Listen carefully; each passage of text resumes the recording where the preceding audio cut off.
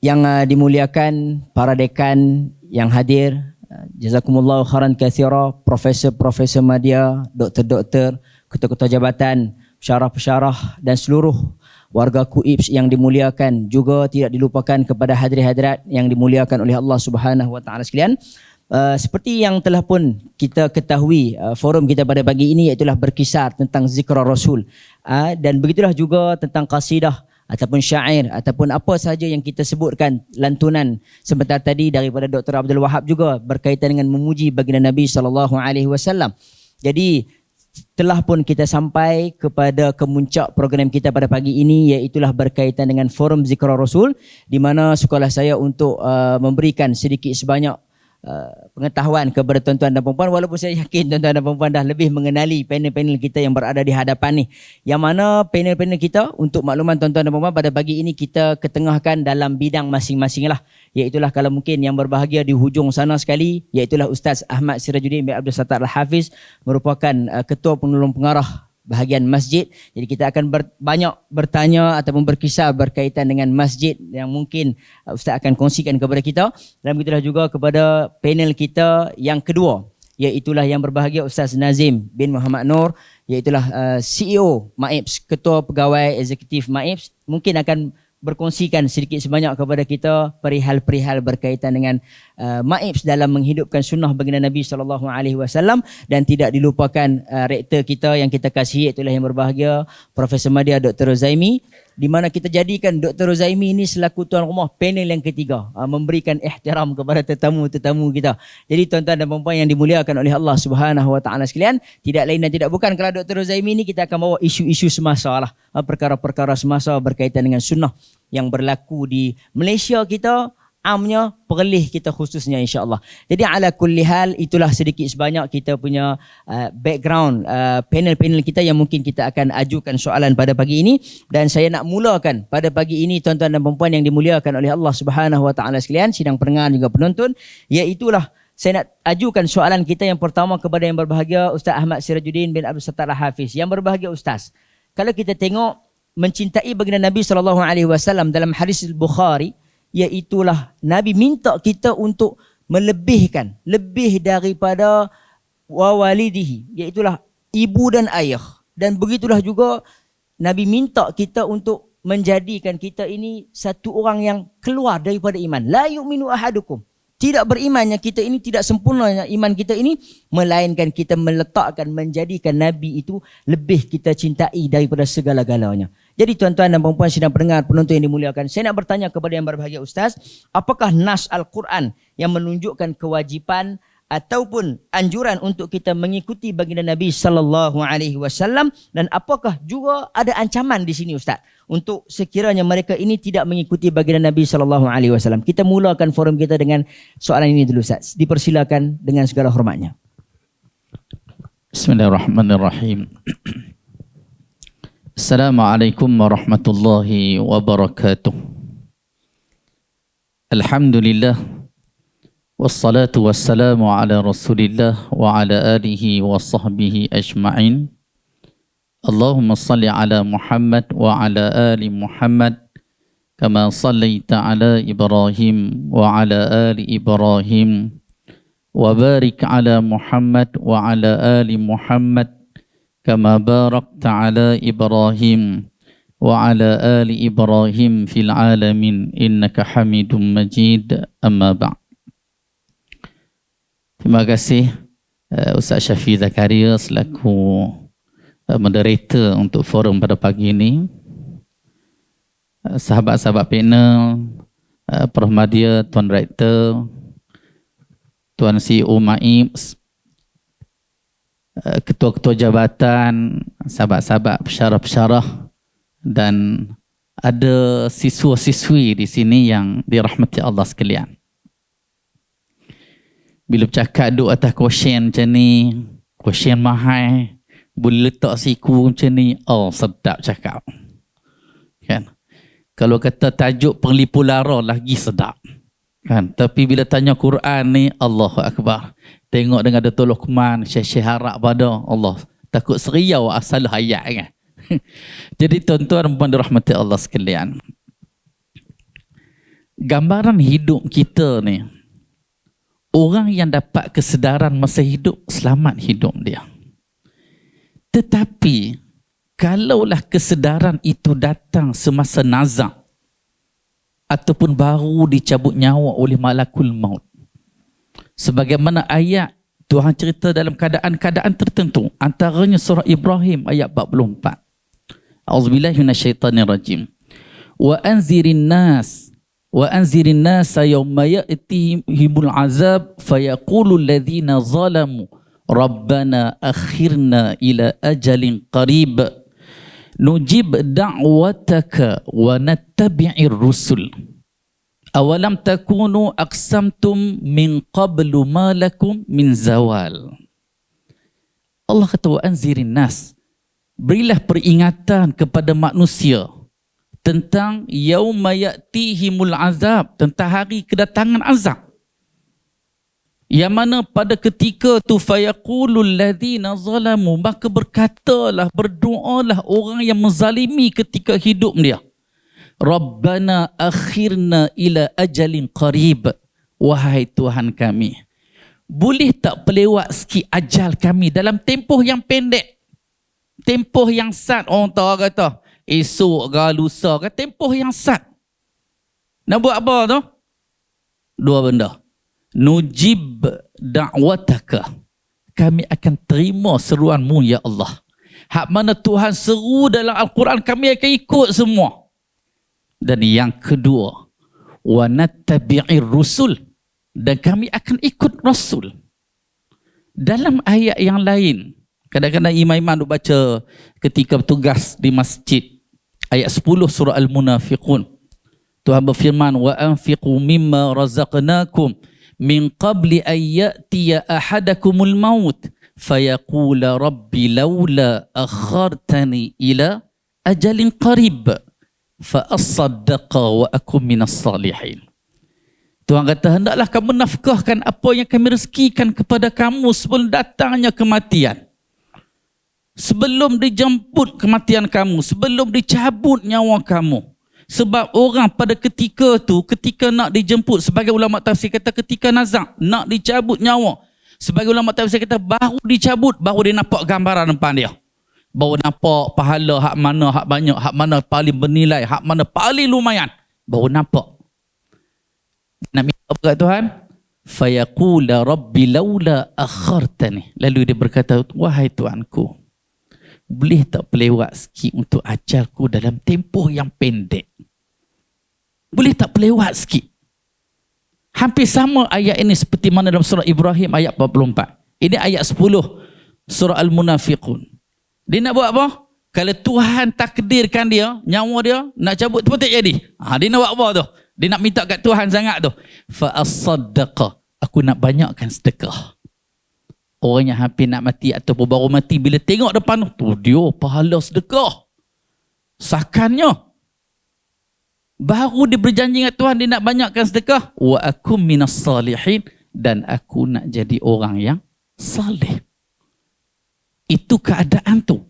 Keadaan yang ada kaitan dengan prinsip dalam agama. Betapa menyesalnya orang yang hampir nak mati ataupun baru mati, baru nak ikut seruan Tuhan, baru nak ikut Rasul. Ini perjuangan kita. Sebagaimana Tuhan suruh kita bagi peringatan kepada orang yang tak terima dakwah Allah, yang tak ikut Rasul. Kita nak ajak manusia daripada tak ikut Rasul kepada ikut Rasul. Yang hak kita tak mau, ikut dan. Kan orang tahu ikut dan kan? Ikut dan. Agama bukan ikut dan. Agama ikut Rasul. Itu perjuangan kita. Kan? Jadi tuan-tuan pemain rahmat Allah sekalian, menderita tak abang sampai pukul berapa ni? Kan sebab imam besar main sini, ke hari ni Jumaat cuti. Kan nak umum terus ya? Kan nampak macam semangat belakang ni ya? CEO pada kan? Jadi tuan-tuan mohon rahmati Allah sekalian, syukur kita bila kita mengenali sunnah semasa hayat kita masih sihat. Di kala ruang kita, kita boleh belajar hak mana sunnah, hak mana bid'ah, hak mana Nabi buat, hak mana Nabi tak buat. Syukur kita. Bayangkan dikala orang ketika sampai saat nazak macam tu baru diperingatkan, apa guna masa dia? Kan? Apa guna masa dia? Jadi bersyukurlah. Ini sebagai satu muqaddim. Jadi nak cerita kepada kita, penghujung surah Ibrahim, Tuhan kata apa? Awalam takunu aqsamtum min qablu balakum min zawal. Lepas orang hak minta dengan Tuhan tu supaya panjangkan sikit tempoh ajal dia, Tuhan kata kat dia, awalam takunu aqsamtum min qabl, bukankah sebelum ni anda bersumpah dah untuk jadi baik, kan? Ketika alam rahim lagi, ataupun ketika masuk Islam dengan mengucap 2 kalimah syahadah, tidak ada Tuhan yang disembah melainkan Allah, mengaku pula Muhammad utusan Allah, tapi lah sekali tak ikut Rasul pun. Jadi Tuhan kata awalam takun aqsamtum, bukankah kamu sumpah sebelum ni? Malakum min zawal. Sehingga kamu tak buat apa yang kamu sumpah. Jadi nak sumpah pula kah? Kan? Kamu nak minta pula kah supaya dia sepuluh ajal? Peluang masa hidup tak buat pun? Kan? Ni bukan nak marah ni, dak, ni contoh ayat. Kan? Ayat Quran tu baca senada je. Cuma nak jadikan itu nasi yang orang amboi, mai tempat kami garang awak kami tak ikut sunnah kah? Kan? Di sinilah lahirnya pencinta sunnah. Kami hari ini kita nak peringat je, kan. Jadi tuan-tuan dan rahmat Allah sekalian, sagi tak panggil mai dah cengeng tengah kan. Okey. Dalam Al-Quran, tadi qasidah Dr. Wahab tadi kan. Okey, barakallahu fiik. Dr. Wahab dah sebut ayat 31 dan ayat 32 muqaddimah sebelum qasidah tadi dan surah Ali Imran. Qul in kuntum tuhibbunallah fattabi'uni yuhibbukumullah wa yaghfir lakum dzunubakum wallahu ghafurur rahim. Tuan Rektor, dulu kalau kata zaman dapat ayat ni seriau nak baca bukan duduk kat depan ni. Takut fattabi'uni belakang ni. Kan? Takut pakat ke-6 belakang risau ni apa. Tak sak masa baca tu tengok Dr. Azwira okey kan. Kan orang kata ni ayat mengorak ni. Kan? Salah guna kan. Dalam ayat ni Tuhan kata, qul, Muhammad katakan. Dalam Al-Quran ada ayat khusus kepada Nabi, antaranya ayat ni. Ada ayat yang Tuhan sebut qul huwallahu ahad. Ayat itu bukan Nabi seorang je cakap. Al-ibratu bi'umul lafz, bi'umumil lafz. Maksudnya hak kira situ umul lafaz. Semua. Kita semua, hak mana umat Islam, qul katakan. Huwallahu ahad. Allah itu satu. Tetapi untuk ayat ini khusus kepada Nabi. Orang lain tak boleh kata, aku tidak pakat nak suruh ikut. Jadi ajaran tarikat macam-macam. Kan? In kuntum tuhibbunallah, jika kamu kasihkan Allah.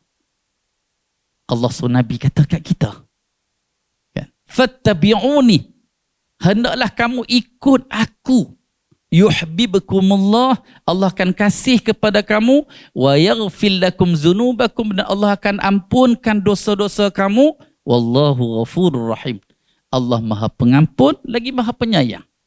Di sinilah ayat yang Tuhan ajak Nabi, suruh Nabi kata kat kita, jika kasih ke Allah, kena ikut Nabi. Bahkan ketaatan kepada Rasul itu syarat ketaatan kepada Allah. Ketaatan kepada Allah syaratnya mesti taat kepada Rasul. Mayyuti'ir Rasul faqad ata Allah. Siapa yang taat kepada Rasul, maka dia taat kepada Allah. Jadi pada ayat ni, bagaimana agama ajak kita supaya ikut Nabi. Allah akan kasih kepada kita, Allah akan ampunkan dosa kita. Dan ayat 32, bagaimana amaran daripada Tuhan. Tuhan kata apa? Qul ati'ullaha war rasul. Katakan, taatlah kamu kepada Allah, taatlah kamu kepada Rasul. Fa in tawallau, sekiranya mereka berpaling. Apa maksud berpaling sini? Berpaling tak ikut Allah dan tak ikut Rasul. Allah kata apa? Fa innallaha la yuhibbul kafirin. Tuhan tak suka kepada orang kafir. Kalau sebut kafir itu rasa biasa sangat. Sebut kafir, berasa macam kafir semua. Kan? Kalau sebut kafir kita rasa macam tak kafir je kan. Kan bila sebut kafir, berasa kafir, berasa orang nak mengantuk terbuka mata. Kapiak. Kan, baru dia terkejut kan. Bagus bahasa utara ni. Kan, kalau siapa main Perlis ni kena memang cakap utara betul, baru dia menusuk ke kalbu. Kan. Jadi Tuhan nak sebut ketaatan kepada Allah, ketaatan kepada Rasul. Siapa berpaling, Tuhan bagi amaran di situ. Tuhan tak suka kepada orang kafir. Nak cerita di situ, ikut sunnah ini bukan pilihan. Sunnah ini bukan pilihan, ikut Rasul bukan pilihan. Orang duk rasa macam ikut Allah ya. Satu ketetapan, ikut Rasul ni macam sunat. Kan, orang duk rasa macam tu. Pada amaran tu yang sangat dahsyat di situ. Dalam ayat yang lain, dia tengok masa juga tu. 12 minit, 3 minit ke Ustaz Syafiq. Ya. Tak banyak risau Ustaz. Biasa kita geng jaib dulu sekali kan. Kita sama-sama jaga masa. Main futsal pun sekali, forum sekali. Sini jadi karakter ni kan. Sebelum kita serah kepada moderator, ada beberapa amaran-amaran yang lain yang disebut dalam Al-Quran. Antaranya dalam surah An-Nur kan, ayat 63. Penghujung ayat tu Allah Subhanahu wa taala berfirman, "Falyahdharil ladzina yukhalifuna an amrihi an tusibahum fitnatun aw yusibahum azabun alim." Allah kata falyahdhar, maka berhati-hatilah mereka yang menyelisihi an amrih, perintahnya. Kan, perintahnya. Kita ngaji bahasa Arab ni nak kena belajar lah dhamir. Kan, dhamir kata ganti yang ketiga. Kalau kata ganti yang pertama semua tahu belakang. Aku, kan, aku, kami, kan, beta, patik, semua kata ganti yang pertama. Kata ganti kedua, hak mana ada depan kita? Yang hak timbul isu ni hak yang ketiga ni. Dia, depa, kan, demo, kan. Hak yang ketiga ni. Siapa lagi? Ada apa lagi selain itu? Kan? Ha? Oh, tu dia. Hak tu padam langit pula tu. Kan? An amrihi, perintahnya. Okey. Perintah di situ perintah Allah kah perintah siapa? Dia kena tengok ayat tu. Kan, ayat tu pada mukadimah dia Allah kata la taj'alu du'a ar-rasuli bainakum ka du'a'i ba'dikum ba'dah. Janganlah kamu jadikan seruan Rasul, ajakan Rasul, apa yang Nabi suruh apa semua dalam kalangan kamu ka du'a'i ba'dikum ba'dah, sebagaimana seruan dalam kalangan kamu je. Betul tak? Setengah orang dia kata, bila kita ajak sunnah dia kata, itu sunnah Nabi. Ni Habib yang kata ni. Tu besar tu. Ni Habib ni keturunan Rasulullah. Dia orang yang ke-40. Tidak bunyi cara cerita utara. Punya tekan suara. Kan? Dia kata ni Habib bukan calang-calang ni. Keturunan Rasulullah. Kita kata ni Rasulullah. Kan? Ni Rasulullah. Tuhan pesan dah jangan jadi hak kata-kata Rasul, sunnah Rasul. Macam kita anggap enteng. Kita anggap macam tak ada apa. Macam tak ada nilai. Macam kita dok rasa macam perkataan dalam kalangan kita je. Sebab tu penghujung ayat ni Tuhan bagi amar, berhati-hati orang yang menyalahi perintah Rasul. Antusibahum fitnah. Dia akan ditimpa fitnah. Sebahagian tafsir dia sebut fitnah ni azab. Tetapi azab dah ada selepas tu.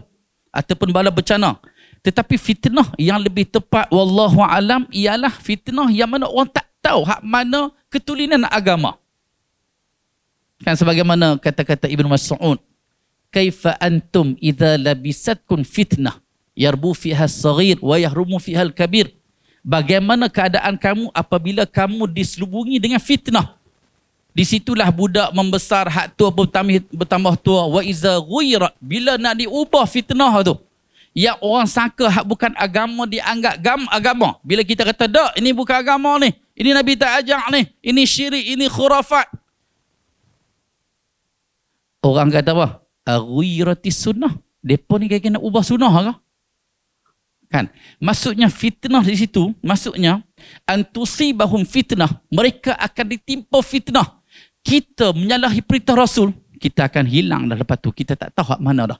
Tetapi kalau otak kita set, apa yang Nabi buat, aku buat. Apa yang Nabi tak buat, aku tak buat. Selamat agama kita. Hak tak selamat inilah orang cuba rungkaikan. Dia kata hak ni okey ni, walaupun Nabi tak buat, boleh lagi kita buat ni sebenarnya ni. Kan? Dia tak boleh nak beza antara ibadat dengan muamalat. Kan? Hak mana ibadat khusus, hak mana ibadat umum.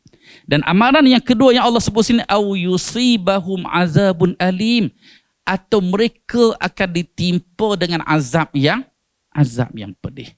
Ini amaran yang dahsyat untuk mereka yang menyalahi perintah Rasul.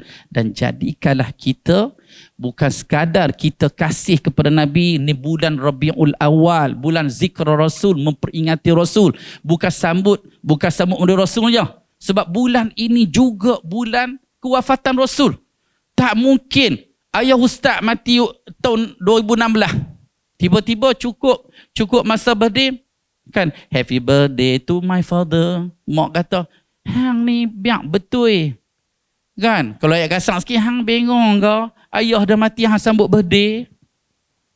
Mana ada orang sambut birthday orang yang dah mati? Kan, itu seolah-olah macam seronok dengan kewafatan, seronok dengan kematian. Kan, tiba-tiba hak berjuang ni dengan qasidah, dengan marhaban, dengan macam-macam lah. Last sekali bila kita ajak ikut Rasul, dia kata, dak, Habib kata kot. Hak ni, mula nak mengatakan orang tu. Tak apa, hak tu kita pergi pusingan kedua kot. Sebab dia terlajak kadang bila letak tangan sebelah macam ni, kadang dia terlajak sikit. Kan? Jadi apa pun kesimpulan dia, ikutlah Rasul, kita akan selamat dunia akhirat. Wallahu a'lam. Jazakumullah khairan katsira, kita ucapkan kepada yang berbahagia Ustaz Ahmad Sirajuddin, imam besar kita di atas. Bualannya juga begitu besar kita nampak tadi. Dah bahaya bila bagi Ustaz Sirajuddin letak tangan, dia kata tadi ya. Jadi kami nak bagi kursi yang tak ada lengan, tapi Dr. Rora minta mengihtiramkan tetamu, jadi kita letak kursi sofa ni. Jadi itulah bahana dapat kat kita. Ustaz Sirajuddin dia ulah panjang sikit.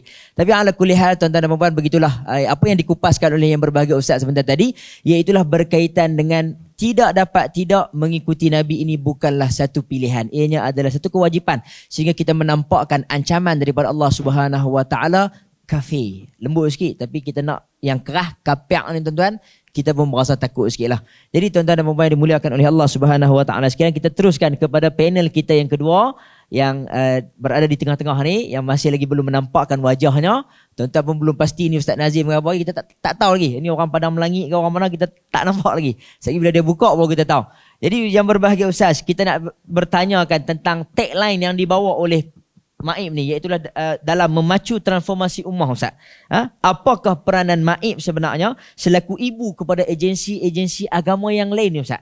Kami anak-anak ni nak ikut mak pak kami lah. Jadi mak pak paling besar ni Maib memang dengan duitnya, dengan kekayaan yang adanya. Kita nak tahu ni Ustaz, apa peranan Maib ni Ustaz? Ustaz, nampak audiens kita mengiyakan apa yang saya kata ni. Jadi kita nak tahu Ustaz, apakah peranan Maib dalam menghidupkan agensi, dalam menghidupkan dakwah sunnah di negeri Perlis ni, selain daripada aktiviti kayuhan, bantuan semua tu, kita nak tahu apa dia lagi Ustaz. Dipersilakan yang berbahagia Ustaz. Bismillahirrahmanirrahim. Alhamdulillahirabbil alamin, wassalatu wassalamu ala rasulihil amin wa ala alihi wa sahbihi ajma'in. Thumma amma ba'd. Yang berbahagia Profesor Madya Dr. Umar Rozaimi Ramli, Rektor KUIPS, Imam Besar Negeri Perlis. Sesuai. Saudara moderator, sahabat-sahabat, tuan-tuan dan puan-puan, anak-anak yang dikasihi sekalian. Sebut anak-anak ni Ustaz Sirajuddin kuranglah sikit. Kita sebut mereka ni adik-adik ni bahaya. Jadi kita sebut anak-anak sebab isteri saya rasa duduk tengok live ni. Alhamdulillah, kita bersyukur kepada Allah SWT yang memberikan kepada kita limpah rahmatnya dapat bertemu. Hari ini saya rasa kredil untuk nak berbicara di depan ilmuwan, para masyaikh berada di hadapan. Guru-guru saya pun ada di depan ni. Jadi, tapi eloklah kita berkongsi sebuah sedikit. Cuma soalan tadi straightforward sangat. Jangan habaq sangat macam tu. Kan, macam jemput ni sebab tu je. Ya betul. Asasnya adalah kita tahu tadi apa yang disebutkan oleh Ustaz Sirajuddin tadi. Imam Sa' ada sebut tentang nak mengikut sunnah Nabi SAW ni bukan pilihan. Dan ianya merupakan satu kewajipan kita sebagai umat baginda Rasulullah sallallahu alaihi wasallam. Hal keadaan ini juga diketahui bukan sekadar kita. Bukan sekadar orang Islam yang tahu kata nak kena ikut Nabi. Bahkan kebenaran hakikat Nabi ini diketahui orang bukan Islam pun tahu dah. Contohnya dalam satu peristiwa yang kita mungkin sahabat-sahabat nanti adik-adik, anak-anak, adik-adik juga anak-anak baca nanti mungkin ada belajar tentang asbabun nuzul. Dalam asbabun nuzul dalam surah Al-Baqarah ayat 89. Ada satu peristiwa yang berlaku kepada orang-orang Yahudi, Yahud Khaybar, orang Yahudi di Khaybar. Orang Yahudi Khaybar ni salah satu daripada komuniti yang Nabi SAW sebagai pemimpin, Nabi akan jumpa mereka. Sebab memang mereka itu penduduk asal di Madinah ketika itu. Sebagai pemimpin, kita kena terima kepelbagaian masyarakat. Sama lah dengan Maib berusaha untuk menerima kepelbagaian masyarakat. Ada anak yang baik, ada anak yang nakal, macam-macam lah. Kepelbagaian itu perlu diterima. So Nabi SAW ketika mana sampai ke Madinah, Nabi jumpa dengan orang Yahudi Khaybar. Orang Yahudi Khaybar ni dia selalu berkelahi dengan satu puak namanya Ghatfan. Mereka selalu berperang, bergaduh, berperang, dan setiap kali perang takdir Allah duk kalah sedia. Orang Yahudi ni kalah sedia. Bila lawan je dengan orang Ghatfan, kalah. Jarang-jarang menang. Mereka sebagai orang Yahudi, mereka selalu dengar dan tahu tentang kedatangan Nabi akhir zaman. Dan mereka pun doa. Mereka doa. Dia kata, Allahumma inna nas'aluka bihaqqi Muhammad. Ya Allah, ya Tuhanku, kami memohon dengan kebenaran baginda Nabi Muhammad. Ini kalau nama tawasul betul ya ni. Allahumma inna nas'aluka bihaqqi Muhammad. Ya Allah, ya Tuhanku, ya Allah, ya Tuhan kami memohon dengan kebenaran baginda Nabi Muhammad. Mereka minta supaya apa? Supaya menang dalam perang. Takdir Allah Ta'ala, bila mereka minta macam tu, menang dalam perang tu. Kemudian bila perang tu menang, mailah baginda Nabi SAW. Akhirnya Allah rakamkan peristiwa tersebut. Allah kata, walamma ja'ahum kitabun min indillahi musaddiqun lima ma'ahum wa kanu min qabl yastaftihuna 'ala alladhina kafaru. Allah cerita tentang ayat tersebut. Falamma ja'ahum ma 'arafu kafaru bihi. Yang sebelum daripada itu mereka ni memohon kepada Allah, minta wa kanu min qabl yastaftihuna 'ala alladhina kafaru. Depa ni orang-orang Yahudi di Khaybar tersebut memohon agar Allah memberikan pertolongan kepada depa, bagi depa kemenangan, dan Allah takdirkan mereka menang berhadapan dengan orang-orang kafir. Apa jadi? Falamma ja'ahum ma 'arafu kafaru bihi. Bila mai saja kebenaran kepada mereka, kafaru bihi, mereka menolak kebenaran tersebut. Kita sebagai umat Islam, ini satu garis yang begitu besar yang menjadi pemisah di antara kita dengan mereka. Mereka beriman dan percaya kepada Nabi mereka, tapi mereka kafaru bihi. Mereka menolak ketika mana datangnya kebenaran baginda Nabi SAW. Orang Islam, kita kena terima, datang Nabi, terima kita 100%. Soalan Ustaz Syafi ni tanya tentang enactment ni, saya bukan hafal, saya bukan BLA. Jadi saya nak kena tengok tour sikit. Tour tahu? Tahu tak tour? Tour ni macam reference lah bahasa standard ni, ataupun tour ni maksudnya tengok catatan. Tapi catatan kita dalam ni. Dalam negeri Perlis ni, anak-anak sekalian, di Perlis kita telah mengabadikan nak menjunjung sunnah baginda Nabi SAW ni, diletakkan di dalam tempat yang paling tinggi dalam perlembagaan negeri. Dia bukan hanya sekadar retorik, bukan sekadar duk sebut menjunjung Syiah, memaju ummah, bukan sekadar menyebutkan nama-nama sebagai seruan-seruan semata-mata, tetapi kita letakkan di dalam dasar undang-undang negeri. Bukan kita ni, bukan maksud saya. Yang letak ni adalah diperkenankan oleh almarhum Tuanku Syed Putra Jamalul Lail pada tahun 1948, ketika mana negeri ini telah pun diperkenankan dengan perlembagaan negeri yang pertama, iaitu Undang-Undang Tubuh Kerajaan Negeri. Ketika itu diabadikan perkataan sunnah itu, ataupun diabadikan sunnah Nabi SAW di kemuncak tertinggi dalam perlembagaan negeri. Dan dia menunjukkan sifat sungguh-sungguh almarhum ketika itu, wangsa pemerintahan Jamalul Lail, yang ketika itu sungguh-sungguh hendak mengangkat sunnah itu bukan sekadar retorik, bukan sekadar peraturan biasa, bukan sekadar garis panduan, tetapi diletakkan dalam dasar negeri. yang mana disebutkan di dalam manhaj ataupun di dalam dasar negeri kita ni, dia kata bahawasanya agama Islam di dalam negeri Perlis ini adalah agama Islam Ahlus Sunnah wal Jamaah. Perkara 5 dalam Perlembagaan Negeri Perlis mengatakan agama bagi negeri adalah agama Islam Ahli Sunnah wal Jamaah seperti mana yang telah diamalkan di dalam negeri. Disebutkan dengan jelas. Dia tak ada sebut dalam kurungan, tidak disebutkan. Sama ada aliran dalam pemikiran mazhab dan mazhab fiqh ataupun dalam pemikiran akidah. Tidak diletakkan apa-apa kurungan dalam negeri Perlis. Disebut secara jelas agama Islam Ahli Sunnah wal Jamaah. Full stop. Dan ini, perkara ni sering kali diulangi oleh Duli Yang Maha Mulia Tuanku Raja. Tuanku saya Sirajuddin selalu mengulangi bahawa dasar agama Islam di negeri Perlis ni Ahli Sunnah wal Jamaah. Full stop. Dan menunjukkan kesungguhan ketika mana diletakkan sunnah itu di tempat yang paling tinggi. Dan bahkan dalam Perlembagaan Negeri Perlis ni ada 5 perkara,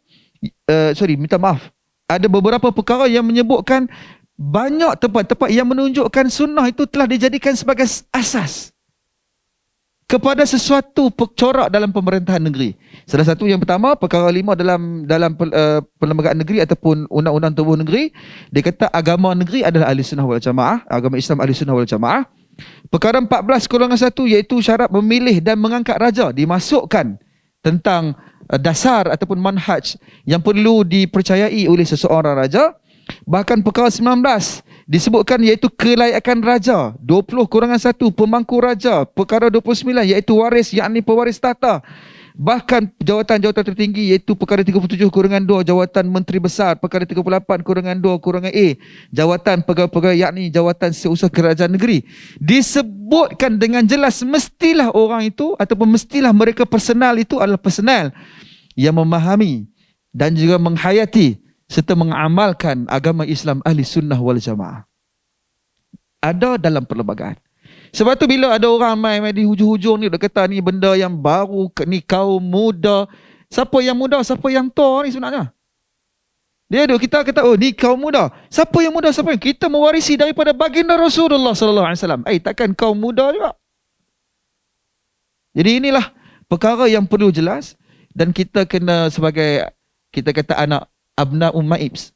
Sebagai abna' ma'ibs, sebagai anak-anak ma'ibs ni, saya yakin dan percaya bahkan menjadi tagline di KUIP ni, di sini pencinta sunnah dilahirkan, dan semua memahami bahawasanya apa yang kita lakukan adalah sebenarnya warisan yang ditinggalkan oleh baginda Rasulullah sallallahu alaihi wasallam, agama yang benar, agama yang suci, agama yang bersih, agama yang betul-betul yang kalau boleh kita nak menghayati dalam kehidupan kita dengan sebaik mungkin.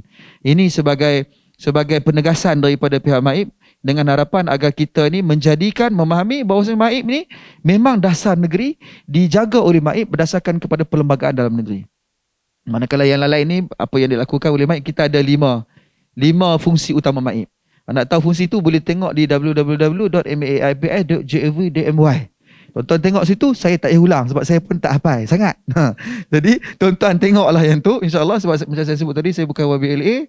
Jadi tak apa nak hafal macam mana dasar-dasar utama, tapi itulah menunjukkan kesungguhan MAIP. Tuan-tuan tengok fungsi dan peranan MAIP dan apa yang telah digariskan, dan insya-Allah sedaya upaya di pihak pengurusan MAIP kita berusaha untuk meneruskan komitmen kita semata-mata untuk meninggikan sunnah baginda Nabi SAW, bukan sekadar retorik tetapi dihayati dan diamalkan dalam kehidupan kita insya-Allah, dan termasuklah dihayati oleh anak-anak di dalam negeri Perlis. Wallahu a'lam.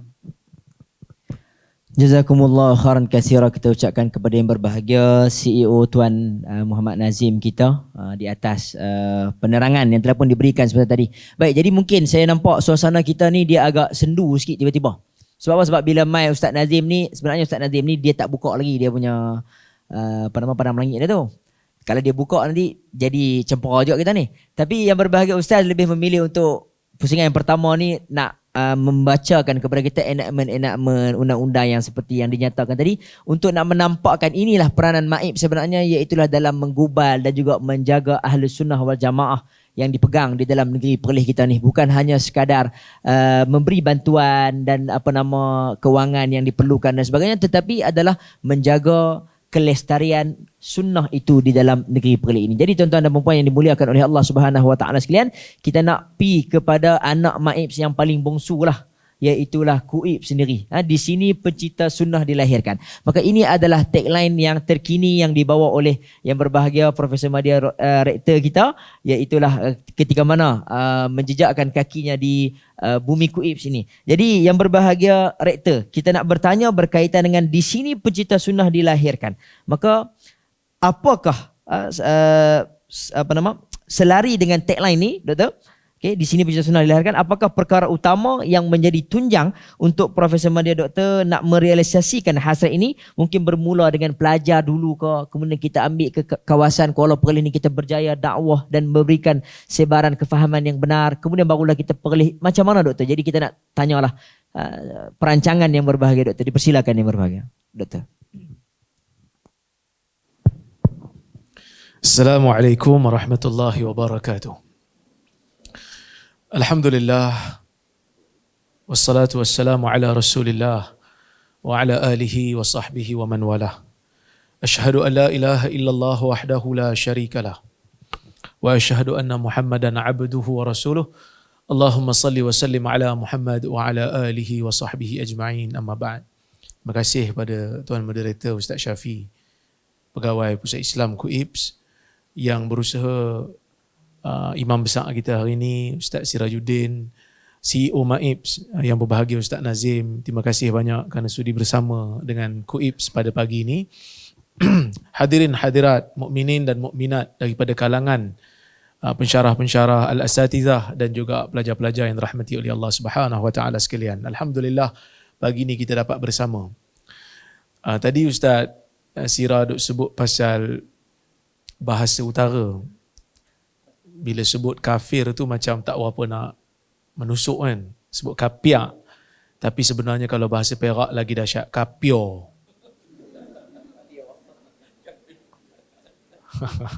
Kapio tu kan. Jadi sebenarnya lagi kasar lah kan. Orang Perak ni kasar.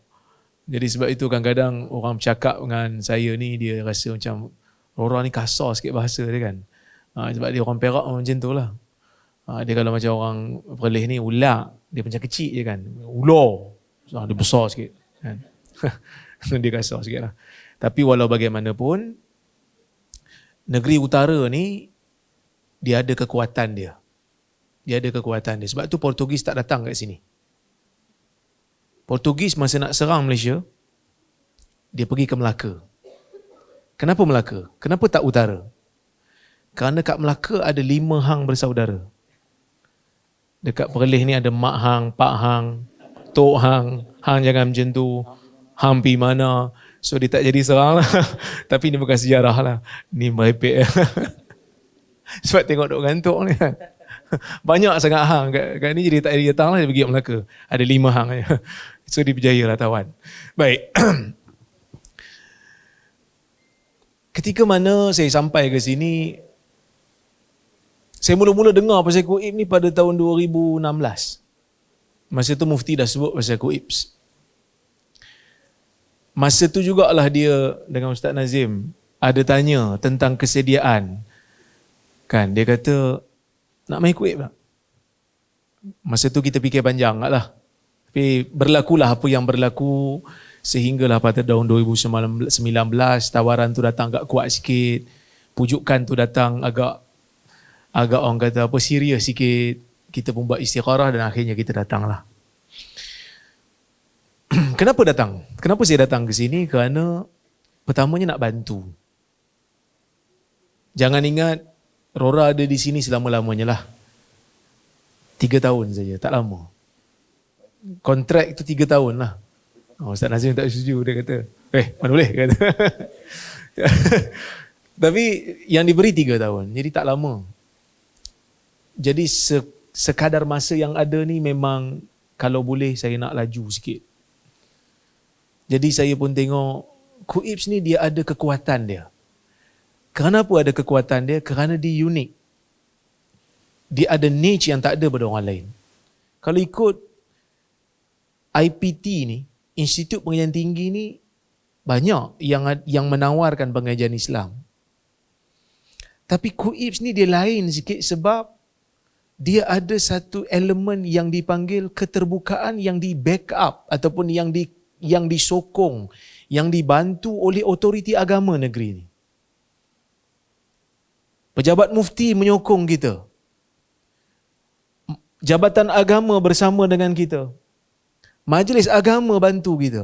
Mana nak cari satu institusi pengajian tinggi yang pelajarnya lebih daripada 95% beasiswa ditaja oleh Majlis Agama Islam dia? Kuib lah. Yuran ada, duit poket pun diberi.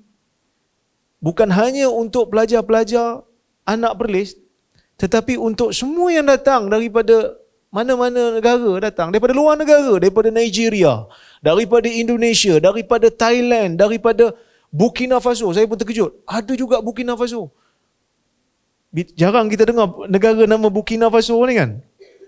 Ada juga yang datang. Dan diberikan beasiswa yang datang daripada kutipan zakat Majlis Agama Islam Perlis. Sebab tu, saya tengok, saya kata, ini satu institut pengajian tinggi yang lain daripada yang lain. Dia seolah-olah macam nak jadi Madinah, Universiti Islam Madinah, tapi di rantau inilah. Ada beasiswa. Jadi saya tengok, saya kata, saya kena bantu universiti ini. Sebab apa? Sebab universiti ini, saya jadi ahli jawatankuasa fatwa daripada tahun 2015. Berjuang di medan, walaupun tak lama, tapi berjuang di medan tu kadang-kadang perit. Kadang-kadang rasa susah, kadang-kadang rasa sendiri. Macam nak nyanyi lagu Jamal Abdillah aja kan. Sendiri kan. Lagu sendiri. Aku rasa aku sendiri. Seorang-seorang. Tak ada siapa nak backup pun. Datang fake account. Ada seorang tu dia mengaku lagi. Dia kata saya minta maaf. Dia datang rumah. Masih pakai bukan sunnah. Dia kata saya minta maaf saya yang troll doktor tu. Saya buat video. Ada orang bayar saya. Ada orang dibayar untuk troll orang. Hebat. Saya kata berapa yang tak dapat? RM1,000. Kita kuliah pun dapat. Ni dapat duit tak depan ni? InsyaAllah dapat. Tak sampai 1,000 lah minta maaf kan. Kalau troll dapat 1,000. Tapi kalau cakap benda-benda yang ilmu-ilmu ni, kita susah nak bagi 1,000 seorang. Sebab kita pun dana yang terhad kan. Kerana kita nak lebihkan pada bantuan-bantuan pelajar ni. Cuma saya nak bagi tahu, kadang-kadang kita rasa sendiri dalam dakwah ni. Bukan rasa sendiri tu maksudnya tak ada orang bantu kita. Asatizah ada, tapi yang nak ke depan tu tak ramai. Kan? Contohnya bila saya bagi teguran pada JAKIM tentang isu kecurangan akademik apabila mereka mengubah tafsir dan mengekalkan nama penulis yang telah meninggal dunia. Saya sebut benda ni. Berapa orang sahabat juga, Ustaz Samali juga menyebutkan, ada orang politik datang bagi mesej kat saya, you teruskan Syah, you teruskan Syah. Tapi yang nak ke depan tu tak ramai. Jadi hasrat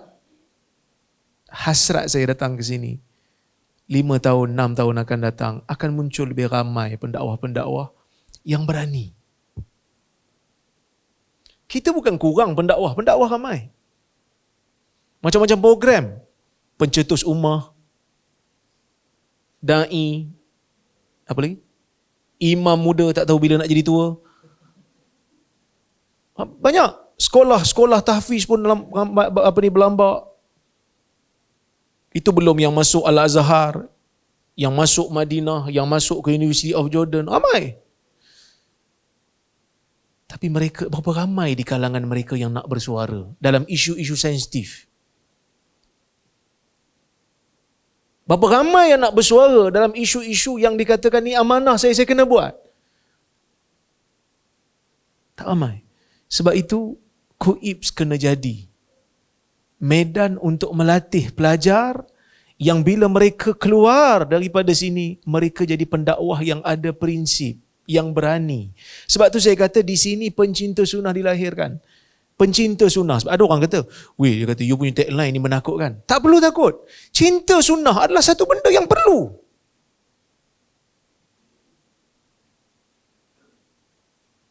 La yu'minu ahadukum hatta akuna ahabba ilaihi min walidihi wa waladihi wan nasi ajma'in. Hadis Bukhari kan? Tidak sempurna keimanan kamu. Tidak sempurna iman setiap seorang daripada kamu. Sehingga aku ini lebih dia cinta berbanding ibunya, ayahnya, anak-anaknya dan manusia keseluruhannya. Pencinta sunnah ni benda yang satu kemestian. Sehingga kan disebut oleh Al-Imam Al-Khattabi, cinta ni memang betul lah, cinta ni benda yang kita tak boleh nak paksa kan. Tapi dengan Nabi ni kena paksa. Macam mana orang sakit dipaksa untuk cintakan ubatnya. Seperti itu juga kita kena paksa diri kita untuk cinta kat Nabi. Maka sebab itu pelajar-pelajar kena belajar, berada di sini belajar betul-betul. Kita ada pensyarah yang ramai, pakar-pakar yang hebat. Gunakan kesempatan yang ada, hadir majlis ilmu. Sama ada yang rasmi ataupun yang tidak rasmi. Balik, keluar daripada Kuibs, buat sesuatu. Kenapa? Kerana pada hari ini lambakan kerosakan di atas nama agama itu sedang giat dilakukan. Sebelum ni kita tak pernah jumpa lagi orang yang mendakwa selak tirai boleh terus tanya Nabi. Ada masalah je, selak tirai, tanya Nabi terus. Dan dia itu digelar sebagai ahli sunnah wal jamaah. Kita pun pening, sunnah kat mana ni? Ada manusia punya mengembara jauh. Pasal apa? Nak pergi cari baka kuda Nabi. Heran kita. Nabi dalam hadis tak pernah suruh kita pergi cari kuda dia. Baka kuda dia tak pernah. Dia suruh kita pegang sunnah dia. Pegang Quran, pegang sunnah. Sunnah ada dalam kitab. Kita nak amal sunnah. Dia troll kita. Bila kita sebut pencinta sunnah, mungkin kita ada kelemahan di sana sini. Mungkin. Kelemahan tu ada kerana kita manusia. Tapi setidak-tidaknya sayang tu ada dalam diri. Saya teringat Al-Imam Al-Khattabi pernah cerita. Dia kata, syekh dia, masyayikhuna, sebahagian daripada syekh-syekh dia 40 tahun tersilap faham hadis. Hadis nahan Nabi SAW anil hilaqi yaumal jum'ah fil masjid qabla as-salah. Ada hadis kan, Nabi larang buat hilaq, Nabi larang buat bulatan di masjid sebelum solat Jumaat, pada hari Jumaat. Dia kata ada sebahagian syekh faham, dia baca bukan hilaq, dia baca halq. Nabi larang bercukur sebelum solat Jumaat, pada hari Jumaat. Jadi 40 tahun dia amal, tak bercukur sebelum solat. Bila masuk je malam Jumaat, tak cukur dah. Apa-apa bulu pun dia tak cukur. 40 tahun. Bila terbukti silap, tukar terus. Dia tak ada kata, Wahabi kau suka nak kacau malam masyarakat, biarlah aku tak nak cukur. Tak. Itu beza orang yang cinta sunnah dengan orang yang sekadar nak boleh amal je. Tuan-tuan dan puan rahmati Allah sekalian. Kita masuk bulan Rabiul Awal. Bila masuk bulan Rabiul Awal, tuan-tuan dan puan pergi tengok saya punya page. Ada je orang tanya, ni bulan Rabiul Awal ni you tak nak buat sambutan Maulid ke? Tak nak buat sambutan Maulid? Lepas tu bila saya kata saya okey dengan sambutan Maulid kalau hanya sekadar buat ceramah, dia kata Rora telah berubah. Saya tak tahu, sejak zaman dulu itulah pegangan saya. Saya nak sebut, sambutan Maulidur Rasul memang ulama' daripada zaman dulu berbeza. Memang khilaf.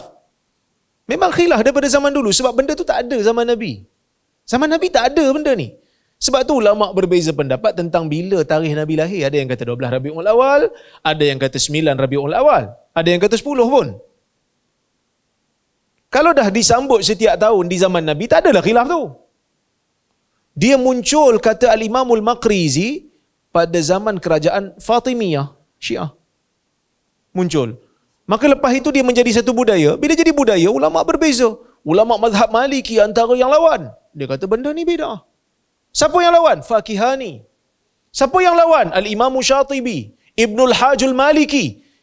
Ibnul Hajjul Maliki antara yang lawan. Dia kata benda ni tak ada dalam Islam. Sambutan-sambutan ni tak ada. Tapi adakah ulama' yang benar? Kan ada. Ibn Hajar Haytami, Ibn Hajar Asqalani. Kenapa mereka berbeza? Kerana pada zaman Nabi tak ada benda tu. Tapi saya tengok, kalau hanya sekadar macam kita buat forum gitu, dia macam kita lalu kawasan Uhud, ustaz pun cerita pasal Uhud. Lalu kawasan Badar, ustaz cerita pasal Badar. Sekadar itu, zikra. Maksudnya mengingatkan kerana that moment tu sesuai untuk kita ingatkan orang yang berada dalam momen itu, dalam suasana itu. Maka bila masuk bulan Rabiul Awal, kita cerita pasal perjuangan Nabi sallallahu alaihi wasallam. Okey je lah. Tapi kalau waktu tu ada pula orang kata apa, pergi tawaf kubur mana-mana wali, yang tu tak mahu lah. Yang tu termasuk dalam bidah. Cuma sambutan Maulid ni nak buat ke tak buat ke, dia bukan penentu kepada ahli sunnah ataupun bukan. Ada manusia dia anggap diri dia ahli sunnah. Lepas tu dia kata, itu bukan ahli sunnah tu, pasal apa? Maulid pun tak sambut, ahli sunnah apa? Sahabat tak pernah sambut maulid. Adakah kau lebih ahli sunnah daripada sahabat? Kena ingat, saya buat disclaimer awal-awal. Saya tak ada masalah kalau sekadar nak buat majlis. Tak ada masalah. Tapi nak menjadikan itu sebagai satu parameter untuk mengukur keahli sunnahan seseorang, tak kena. Tak kena.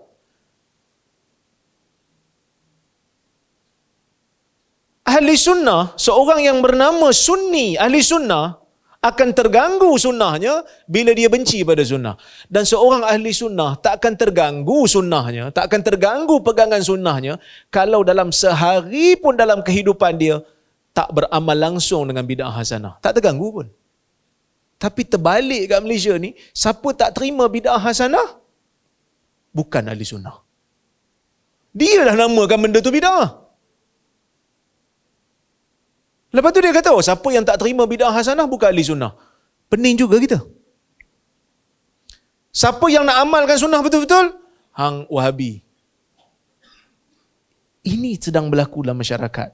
Jadi, bila saya sampai kat sini, saya nak bagi tahu kepada manusia seramai mungkin apa yang kita lakukan di sini. Kita nak melahirkan pencinta sunnah yang berdakwah kepada manusia, mengajak manusia ke arah sunnah. Kalau kita tahu dalam kehidupan kita ada sunnah yang kita tak pernah amal, kita cuba untuk amal. Kalau benda tu baik, kalau benda tu berbentuk galakan dalam sunnah Nabi SAW, kita buat. Kita cuba. Kau buat semua ke? Mungkin tak mampu buat semua benda. Benda-benda sunat ni kadang-kadang ada dalam hidup kita, kita tak mampu buat pun semuanya. Kita buat sebahagian saja kan. Tapi paling tidak kita cinta, kita sayang, kita bela. Kalau kita tak mampu buat pun kita bela sebab benda tu Nabi punya. Berapa ramai di antara kita yang mengaku ahli sunnah wal jamaah yang nak bela bagi makan kepada keluarga si mati bila berlaku kematian? Tapi bila masuk Rabiul Awal kau main lagi tanya, boleh buat majlis maulid tak? Saya pergi UIA, dia tanya, UIA buat majlis maulid tak? Dia punya keliru pasal majlis, dia punya orang kata obses pasal majlis maulid ni, sampai seolah-olah majlis maulid ni satu tuntutan agama yang mesti dibuat. Siapa tak buat tak jadi ahli sunnah, tak cinta Nabi. Sampai saya terpaksa kata, kami dekat Perlis ni ingat Nabi setiap hari. Tak payah tunggu Rabiul Awal je lah. Tapi kita buat jugalah sebab momen tu, kita nak momen tu orang datang, orang semangat nak dengar. Tapi itu bukan satu parameter. Kerana mencintai Nabi SAW, ingat kepada Nabi SAW tu merupakan perkara yang sentiasa kena ada dalam diri. Sebab itu Allah Ta'ala memberikan ingatan. Cinta Nabi ni kena letak depan. Qul in kana aba'ukum wa abna'ukum wa ikhwanukum wa azwajukum wa ashiratukum. Allah Ta'ala sebut, katakan, kalau bapa-bapa kamu, wa abna'ukum, anak-anak kamu, wa ikhwanukum, saudara mara kamu, wa azwajukum, isteri-isteri kamu, wa ashiratukum, keluarga kamu, wa amwal iqtaraftumuha, ataupun harta-harta yang kamu perolehi, wa tijarah takhshawna kasadaha, dan perniagaan yang kamu risau akan rugi, wa masakin tardawnaha, yang kamu redha, yang kamu suka, masakin, tempat-tempat tinggal kamu, ahabba ilaikum minallahi wa rasulih wa jihadin fi sabilih fatarabbasu hatta ya'tiyallahu bi amrih. Ini peringatan daripada Allah. Kalau kamu lebih suka keluarga, kamu suka isteri, kamu sayang lebih daripada kamu sayang Allah. Kamu sayang dunia lebih daripada kamu sayang Rasul. Kamu sayang dunia lebih daripada kamu jihad, kamu sayang kepada jihad fisabilillah. Tunggulah sehingga Allah menghantarkan urusannya. Allah akan berikan kepada kamu bala bencana. Wallahu la yahdil qaumal fasiqin. Allah Ta'ala sekali-kali tidak akan memberi hidayah kepada kaum yang fasik. Al-Imam Al-Qadhi Iyad ketika menghuraikan hadis ni, dia kata, hadis ni cukup untuk mengatakan kewajipan kita untuk mencintai Nabi sallallahu alaihi wasallam. Mencintai sunnah Nabi sallallahu alaihi wasallam cukup. Kerana apa? Kerana Allah Taala kata siapa yang melebihkan cinta kepada dunia lebih daripada cinta pada Nabi, Allah tutup ayat ni dengan mengatakan orang yang melakukan perkara ni adalah orang yang fasik. Maka sebab itu dalam isu ni kita kena betul-betul, pelajar-pelajar, saya nasihatkan, 5 tahun akan datang, saya nak jadi pendakwah yang ada peranan dalam masyarakat. Paling tidak bila orang sebut nama kita, orang tahu kita buat apa. Orang tahu sumbangan dia apa. Letak satu target. Biar di medan yang kecil, tapi ada signifikan, ada kesan yang baik. Itu yang pertama. Yang kedua, staff-staff pun sama jugalah. Kan? Nama Kolej Universiti Islam Perlis. So Islam tu kena ada. Elemen Islam tu kena ada. Amanah dalam tugas. Kita janji dengan Kuib nak kerja dengan Kuib. Masa dalam temuduga orang tanya, you kalau orang panggil bertugas hari cuti, you datang tak? Datang. InsyaAllah saya datang. Kena datang lah. Jangan cakap je nak datang tapi tak datang.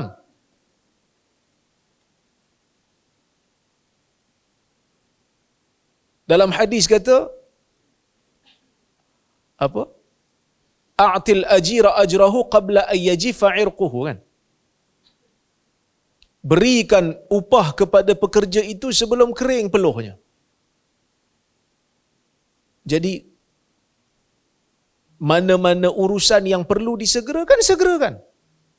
Jangan lambat.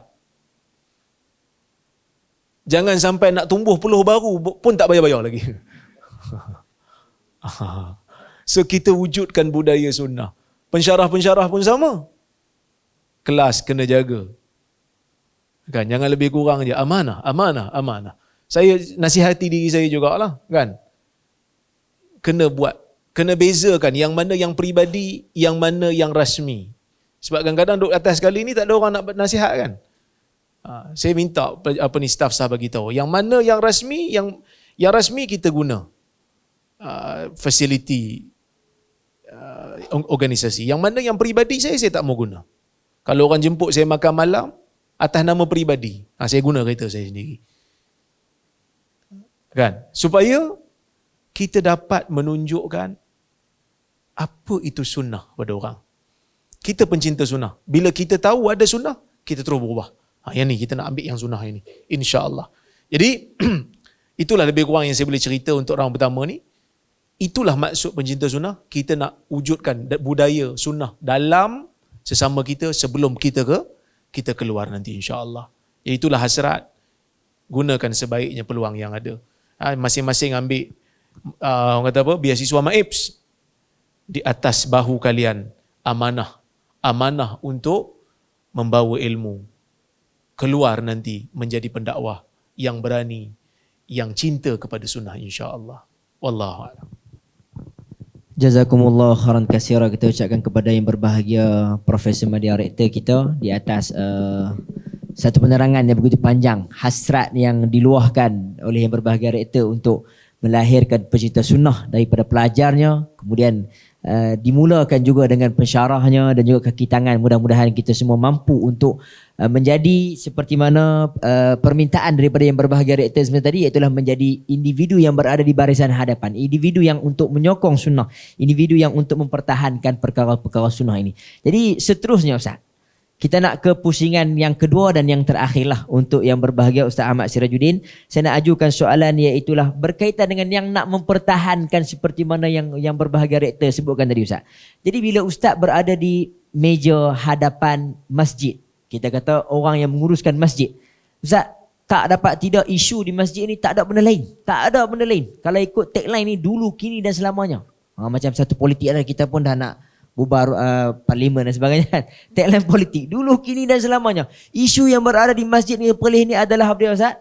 Talqin di kubur, qunut subuh, baca zikir kuat tak kuat dan sebagainya. Jadi kita nak minta Ustaz kongsikan kepada kita, terangkan kepada kita, inilah pegangan kami, inilah panduan kami, inilah yang kami pegang. Jadi mungkin Ustaz boleh kongsikan kepada kita apakah yang dipegang oleh negeri kita ini Ustaz. Dipersilakan yang berbahagia Ustaz. Alhamdulillah, salatu wassalamu ala Rasulillah. Terima kasih tuan director, sahabat bina dan tuan-tuan perempuan dirahmati Allah sekalian. Payah nak cakap bab masjid ni no. Ya. Kalau tertutup mungkin ni sebab bila dia buat live tu jawatan pula mai daripada JAKIM pula. Tak apa, dia dijawab sebagai Imam Besar Perlis kan. Okey, tuan-tuan perempuan dirahmati Allah sekalian. Isu garis panduan masjid dia berkaitan dengan ulil amri. Sebab ulil amri ni dia ada premis dia. Dia ada bangunan yang diwakafkan yang pemiliknya adalah Majlis Agama Islam. Jabatan Agama Islam sebagai pelaksana ataupun perustiaan. Kita rasa benda ni negeri lain pun sama juga, tak timbul isu pun, kan? Dan garis panduan mungkin ada sedikit berbeza dengan sebagaimana negeri-negeri lain, kan? Itu benda biasa. Cuma di sisi kita, kan, di Perlis ni mungkin apa yang kita atur garis panduan dia selari dengan keputusan fatwa. Dan kita kena belajar bagaimana fatwa Perlis, kan? Satu-satu fatwa tu bagaimana kita tarjih dari sudut pandangan yang kuat berdasarkan hadis yang sahih, mungkin ada kepelbagaian hadis. Di situlah kita dapat beza antara khilaf yang muktabar dan khilaf yang tidak muktabar. Kan, mungkin isu qunut mungkin berbeza dengan isu talqin. Isu zikir kuat mungkin isu teknikal je. Kan? Tak ada pun garis panduan di Selangor, di Wilayah Seketuan. Saya pernah jadi imam di Wilayah Seketuan. Tak ada pun garis panduan imam diwajibkan zikir kuat dalam kurungan sehingga mengganggu jemaah yang lain. Tak ada. Kan, ni kadang-kadang kita pergi solat, kadang kita terlewat kan masbuk. Pindah negeri adalah negeri nak selamat jawatan ni, negeri entah berantah. Kan, bila kita semayang tu kan, ni nak boleh habis Fatihah cukup susah. Kan, Allahu la ilaha illa huwal hayyul qayyum la ta'khudhu. Ya Allah, kita nak baca Fatihah duk sangkut dengan ayat kursi dia.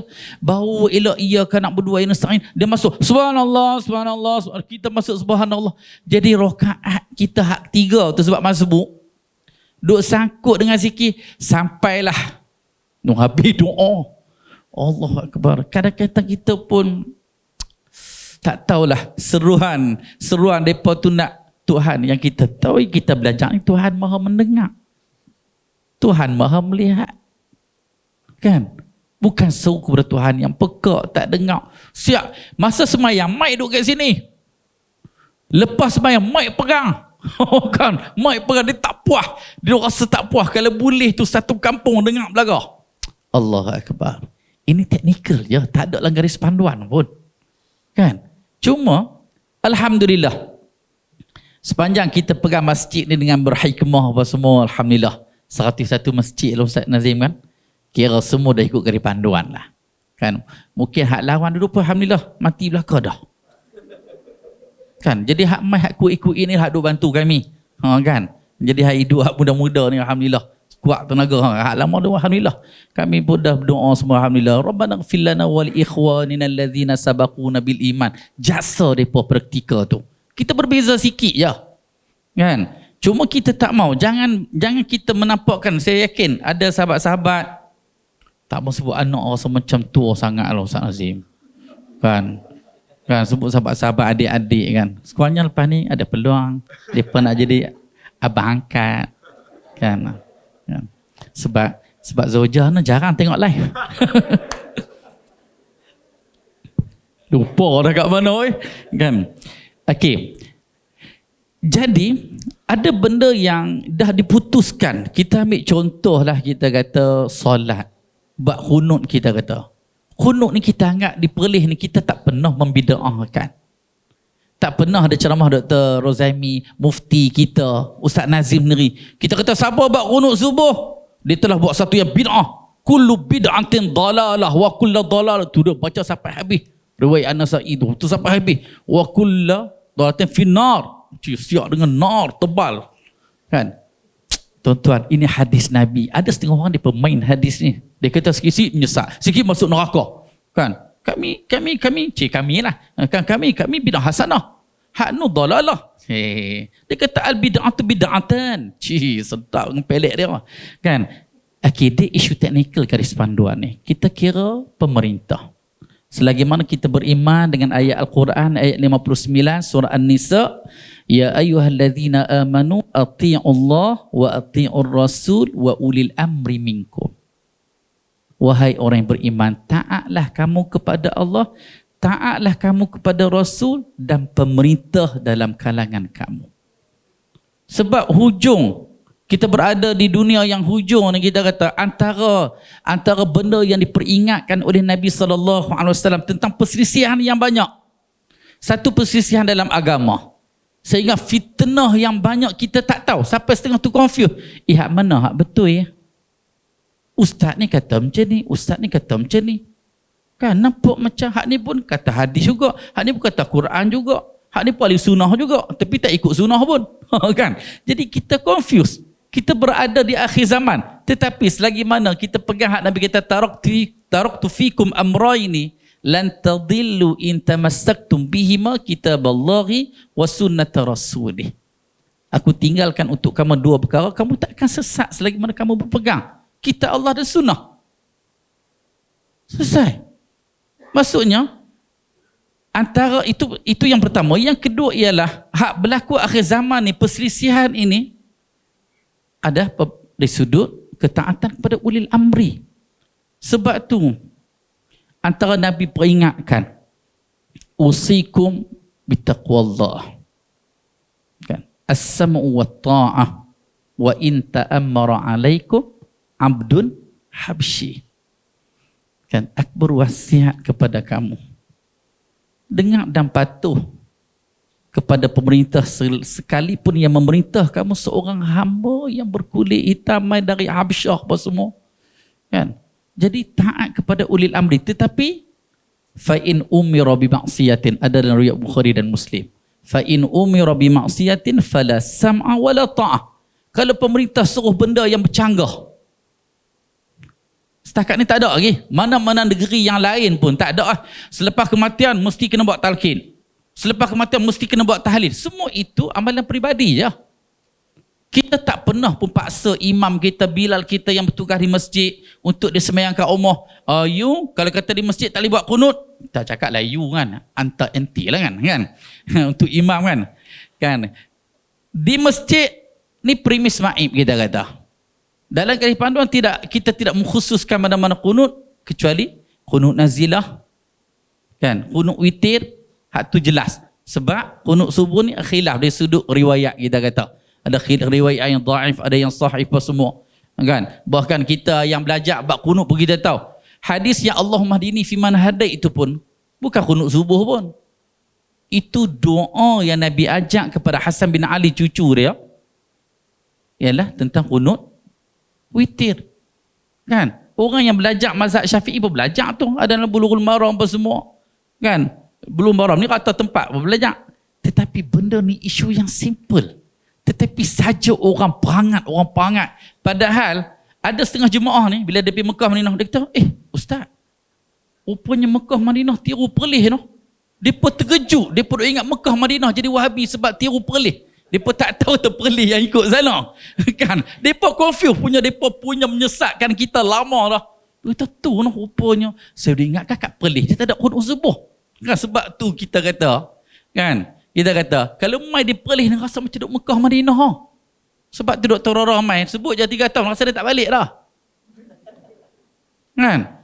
Sebab dia rasa selama ni Allah mengaminkan kunut subuh, dia rasa tak puas.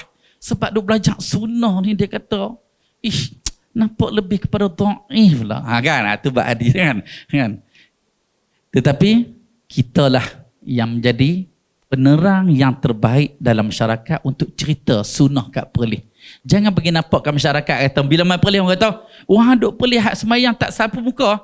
Bukan sunnah tu saja sebenarnya. Kan? Orang dulu bila saya mai sini dulu, bila balik kampung orang tu apa? Orang boleh duk noh kat perlis noh depa semayang tak sapu muka. Ish, aku belajar Matak Mahmud dulu memang tak ada pun sapu muka ni. Yang kita tahu hadis mungkar. Kan? Ada riwayat Ibnu Sunni apa semua kan. Lepas tu tak ada pun rukun solat. Cuba belajar ada mazhab Syafi'i. Kan kita belajar rukun. Kan dia ada syarat sah, syarat wajib. Lepas tu dia ada sunat ab'ad, ada sunat hayat. Ada tak sapu muka sunat hayat? Tak ada. Lebih kepada tradisi orang kita je. Tak ada. Dalam sunat hayat tak ada sapu muka lepas solat ni. Kan walaupun orang kata, Ustaz lebih baik sapu muka daripada sapu bungkung. Tu dua ayat. Dahsyat sungguh orang hak jenis hak macam tu kita kata ish.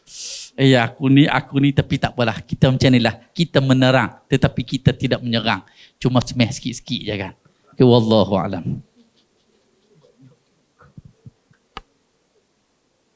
Jazakumullah khairan katsira, kita ucapkan kepada yang berbahagia Ustaz Ahmad Sirajuddin di atas penerangan bagi pihak ulil amri, pihak yang berautoriti dalam mentadbir uruskan masjid di negeri Perlis ini. Jadi tuan-tuan dan puan yang dimuliakan oleh Allah Subhanahu Wa Taala sekalian, sidang pendengar penonton, mungkin ada yang bertanya-tanya, ini kita forum pasal apa ni kan? Seperti yang tajuknya forum Zikrul Rasul. Maka kita nak bagi tahu dalam Zikrul Rasul ini, inilah yang kita tampilkan, iaitu bukan kita nak cerita pasal baginda Nabi SAW semata-mata, tetapi daripada background yang masing-masing dalam mentadbir uruskan masjidnya, adanya sunnah Nabi SAW dalam membantu masyarakat di Perlis ini. Bahkan di Malaysia ini kita tengok Ustaz Nazim berkayuh sampai ke Thailand dan sebagainya, membantu. Inilah sunnah Nabi SAW dalam menjaga juga mereka-mereka yang bukan Muslim. Jadi untuk berikutnya saya nak ajukan soalan yang kedua kepada yang berbahagia Ustaz Nazim, dan soalan yang terakhir untuk Ustaz Nazim lah pada pagi ini, iaitulah antara sunnah Nabi SAW yang berbahagia Ustaz adalah membantu mereka yang memerlukan, bermula daripada yang paling dekat sehinggalah yang ke jauh-jauhan. Dan macam itulah yang kita tengok Ustaz buat, iaitulah dalam Perlis sendiri dan sehingga keluar Perlis dan mungkin kepada keluar daripada negara Malaysia kita ini. Jadi bolehkah Ustaz tonjolkan lagi, kongsikan lagi kepada kita pada hadirin dan hadirat pada hari ini akhlak baginda Nabi SAW bersama dengan mereka yang bukan Muslim, non-Muslim ini, supaya kita juga boleh bersama mencintakan Muslim yang lain dan seterusnya cakna kepada non-Muslim. Ustaz, dipersilakan yang berbahagia Ustaz.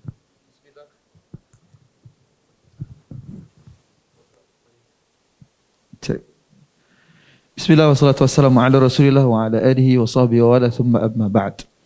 Saya tadi dengar Ustaz Sirajuddin Nasar kali je dia cakap terus tak apa? Kan? Cakap je tak?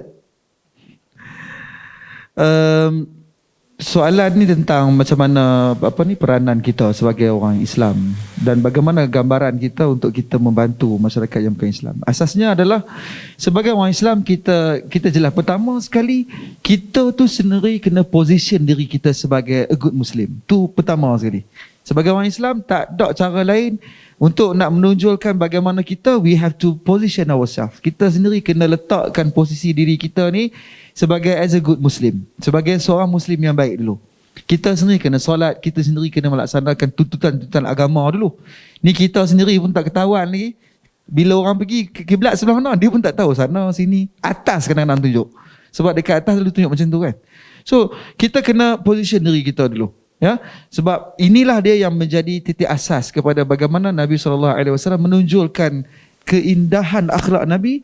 Itulah sebenarnya keindahan yang ditunjukkan dengan keindahan Islam.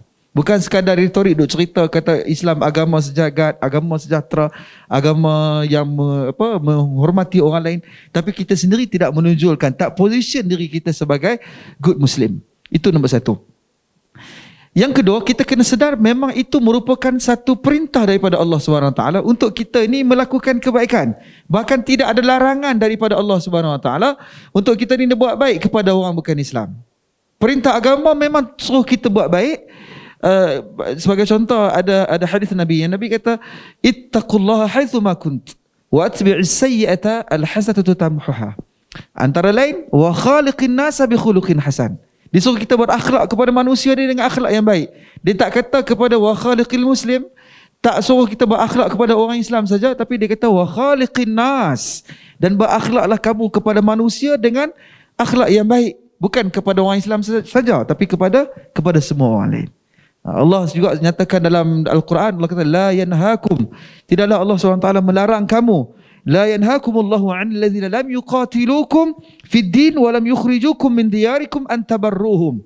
Allah kata tidaklah Allah Subhanahu Wa Taala melarang kamu daripada ke atas orang-orang yang mana mereka itu tidak memerangi kamu dan tidak mengeluarkan kamu daripada agama kamu. Nah, untuk kamu melakukan kebaikan kepada mereka. So, asas tu kita kena clear, kata kita ni boleh menolong orang lain dan perlu melaksanakan kebaikan kepada orang lain. Ada sahabat Nabi SAW yang Nabi yang mana satu riwayat daripada Mujahid kalau tak salah saya, tabi'in, yang mana dia jumpa dengan Amr bin Al-As. Masa tu Amr bin Al-As sembelih binatang. Sembelih binatang ni bukan sembelih, kalau kita sembelih jual barang harga tinggi, sembelih juga. Sembelih harga sembelih. Bukan sembelih tu, ni sembelih binatang. Bila dia buat korban, dia sembelih binatang, dia bagi kepada jiran dia.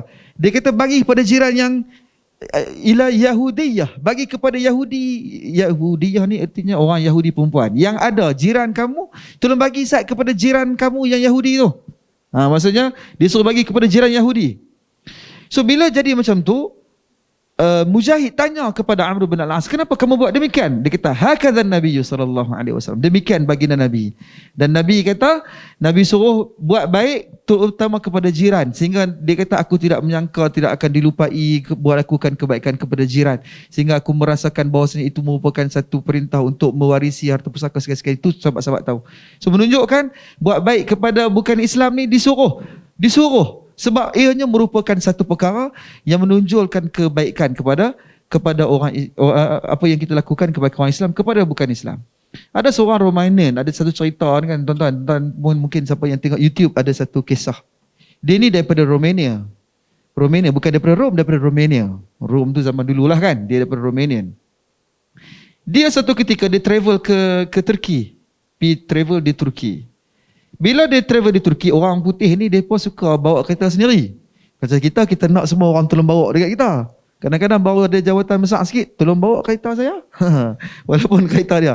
Kebetulan pula tadi saya lewat, jadi saya bawa kereta sendiri jugalah. Tapi bila nak datang pagi tu, tolong bawa kereta aku Ustaz. Kemai. Pasal lewat, bukan pasal kita bawa kemai. So kita puasa dah hebat dah kita ni. So dia ni orang Romania ni, dia pergi ke Turki, dia bawa kereta sendiri. Dia bawa kereta, bawa. Sesat di satu kampung dalam Turki. Masa tu musim sejuk. Bukan sejuk macam sekarang ni. Sejuk betul-betul. Kalau siapa yang biasa duduk di luar negara ni, kalau sejuk ni sejuk betul ya. Macam Datuk Rektor, boleh lah. Amin. Macam Dr. Rektor, dia pernah duduk di luar negara, tahu sejuknya duduk luar negara ni. Dia sejuk. So dia tak tahu macam mana nak buat, dia terpaksa singgahlah di rumah orang. Cari hotel tak jumpa. Ya. So dia singgah di rumah orang. Singgah. Masuklah ke dalam satu rumah, dia tak bagi salam kot, dia bukan Islam. Dia ketuk-ketuk pintu. Dia minta untuk nak tumpang lah. Macam mana nak buat ni? So orang Islam tu kata yang keluar tu adalah 2 orang suami isteri dan ada anak-anak dia. Ada 6 biji mata. Tahu 6 biji mata? Maksudnya anak dia berapa orang? 3 orang lah. 6 biji mata. 6 biji. So anak dia 3 orang. Tengok kadang kan. 2 orang dia keluar dengan isteri dia dengan ada 6 biji mata. Ada anak-anak kecil duduk tunggu. So dia tu kata okey tak apa, you stay. Mai masuk duduk rumah kami. Duduk sat di rumah kami sampai esok, keluar balik pergi ke bandar. Esok pagi bila depa bangun, depa dapati tempat yang dia orang sedang tidur tu dalam satu rumah yang sangat kecil. Dia orang buka pintu, tengok-tengok tu yang Muslim tu, keluarga Muslim tu duduk di luar rumah, tidur di bawah pokok. Musim dingin, musim sejuk. So dia tanya, kenapa kamu buat macam ni? What happened to you? What makes you?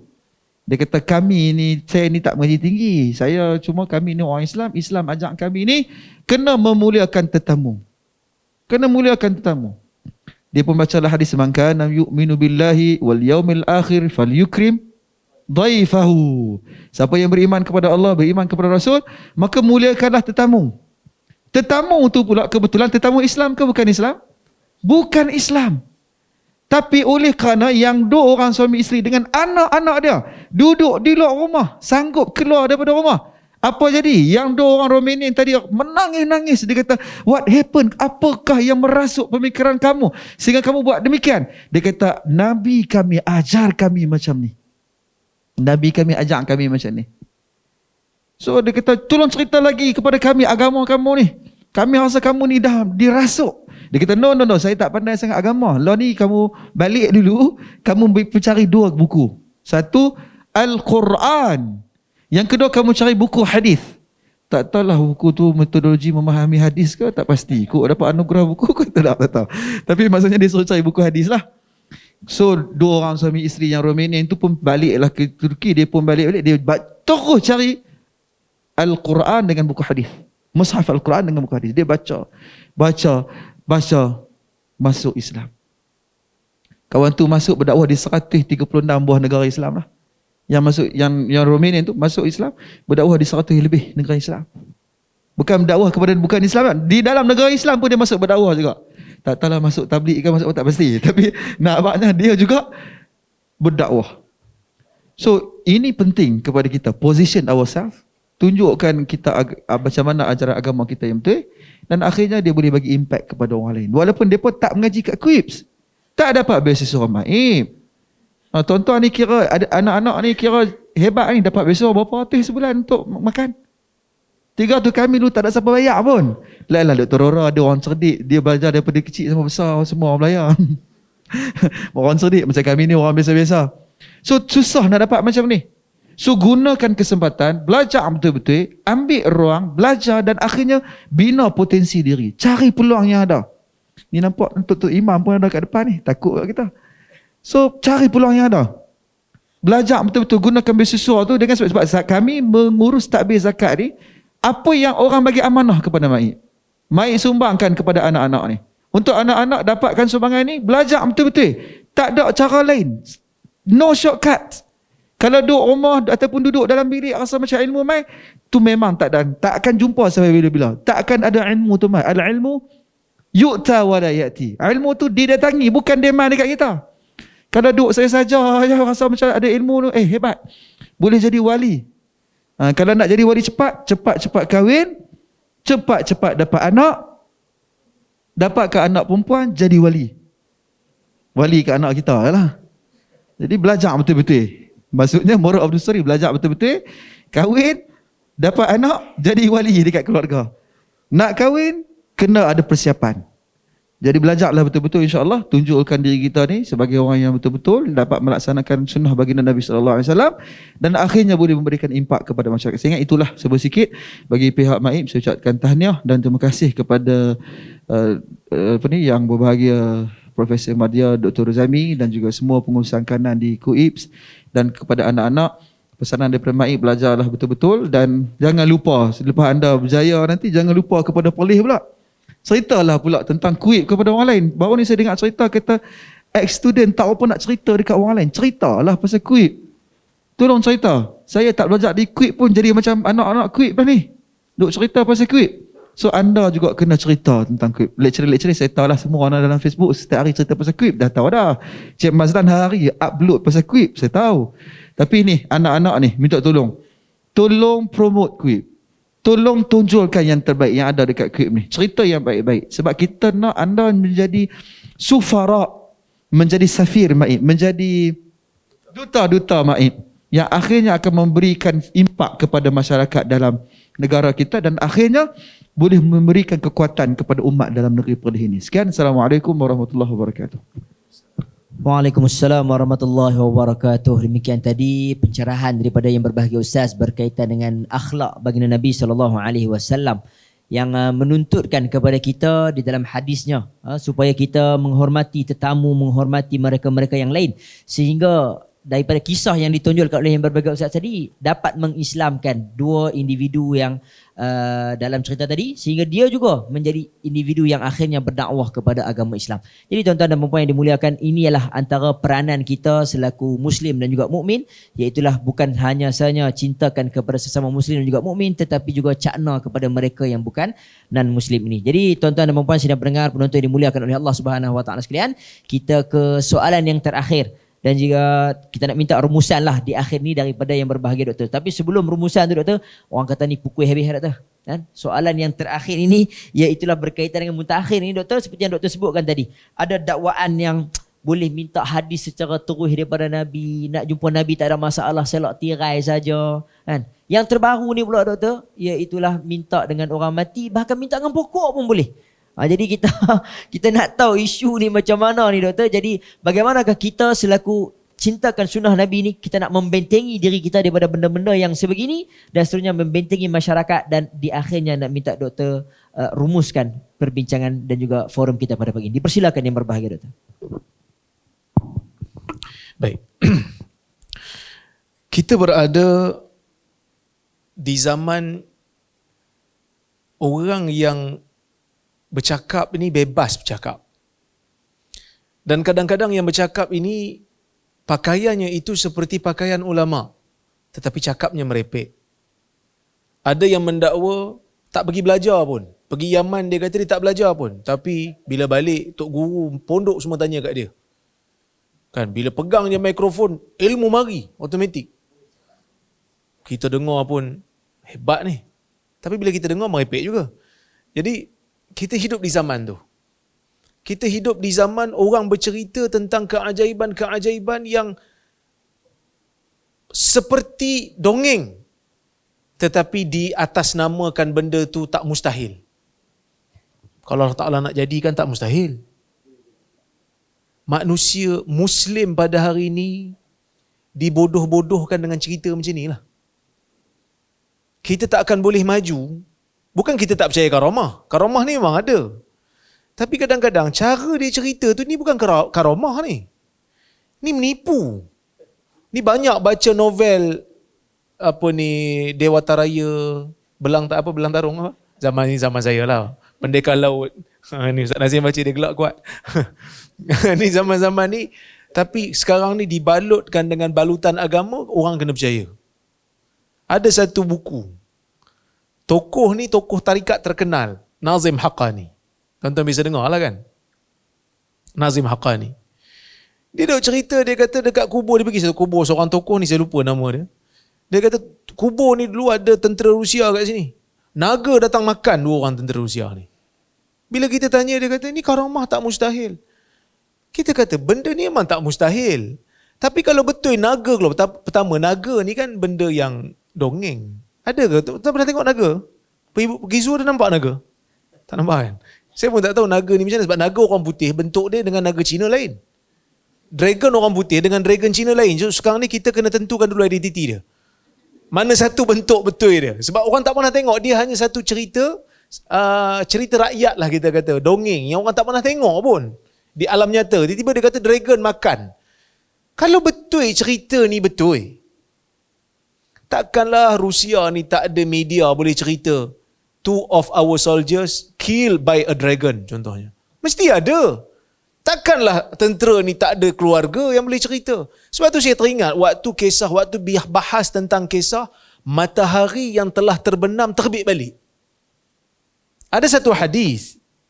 Ali meribakan Nabi SAW. Nabi tidur dekat riba Ali. So Ali tak sembahyang asar lagi.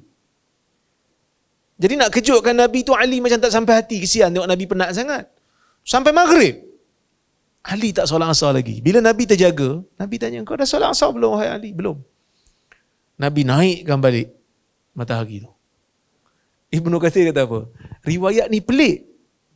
Sebab dia datang daripada satu jalur je. Seorang sahabat je riwayat. Dia kata, la nunkir qudrat Allah. Kita bukan mengingkari kudrat Allah. Kalau Allah Ta'ala nak jadikan, boleh. Boleh je jadikan. Allah Ta'ala boleh terbitkan matahari daripada barat pun. Tapi nak kata hadis ini betul-betul berlaku, Takkan seorang je riwayat. Sedangkan kalau betul-betul berlaku matahari dah terbenam, dah gelap, tiba-tiba naik balik jadi waktu asar balik, cerah balik, mesti ramai orang tengok. Hadza mimma yatawaffar, ataupun kita kata hadza mimma tatawaffaru dawa'i ala naqlih. Ini bahasa orang hadis lah. Dia kata ini benda, peristiwa yang terlalu banyak faktor untuk orang riwayat. Tiba-tiba dia seorang je tahu. Askar Rusia pun tak tahu. Jadi kita kata takkan benda macam ni hang nak terima. Guna otak sikit lah. Kan? Tapi itulah jawapan dia. Kita berdepan. Dulu saya waktu belajar kan. Waktu saya belajar. Kadang-kadang kami sampai tergelak. Nak tengok apa ni, nak orang kata apa, membaca pandangan-pandangan orang-orang sufi yang memalsukan hadis ni. Kan? Tapi ada orang hari ni depan-depan kami. Masa mesyuarat fatwa itu, depan-depan kami cerita pasal orang sufi boleh membenarkan hadis disahihkan dengan kasyaf. Sahihkan hadis dengan kasyaf ni, zaman saya belajar dulu, kita ingat benda tu dah lupus dah. Memang ada disebut oleh sufi-sufi yang lama. Tapi kita ingat pandangan tu dah lupus. Hari ni masih ada. Dihidupkan balik. Dia kata orang sufi memang boleh sahihkan hadis dengan kasyaf. Kalau boleh sahihkan hadis dengan kasyaf, tak perlulah ulama pergi mengembara. Daripada Mekah sampai ke Iraq, daripada Rai sampai ke Hijaz, jalan kaki. Abu Hatim Ar-Razi. Takkan dia orang ni bukan wali, tak ada kasyaf kot. So, sebab tu kadang-kadang zaman ni zaman kerosakan atas nama agama tu banyak sangat. Habis tu nak buat macam mana? Pelajar-pelajar, antum kena jadi benteng. Kan?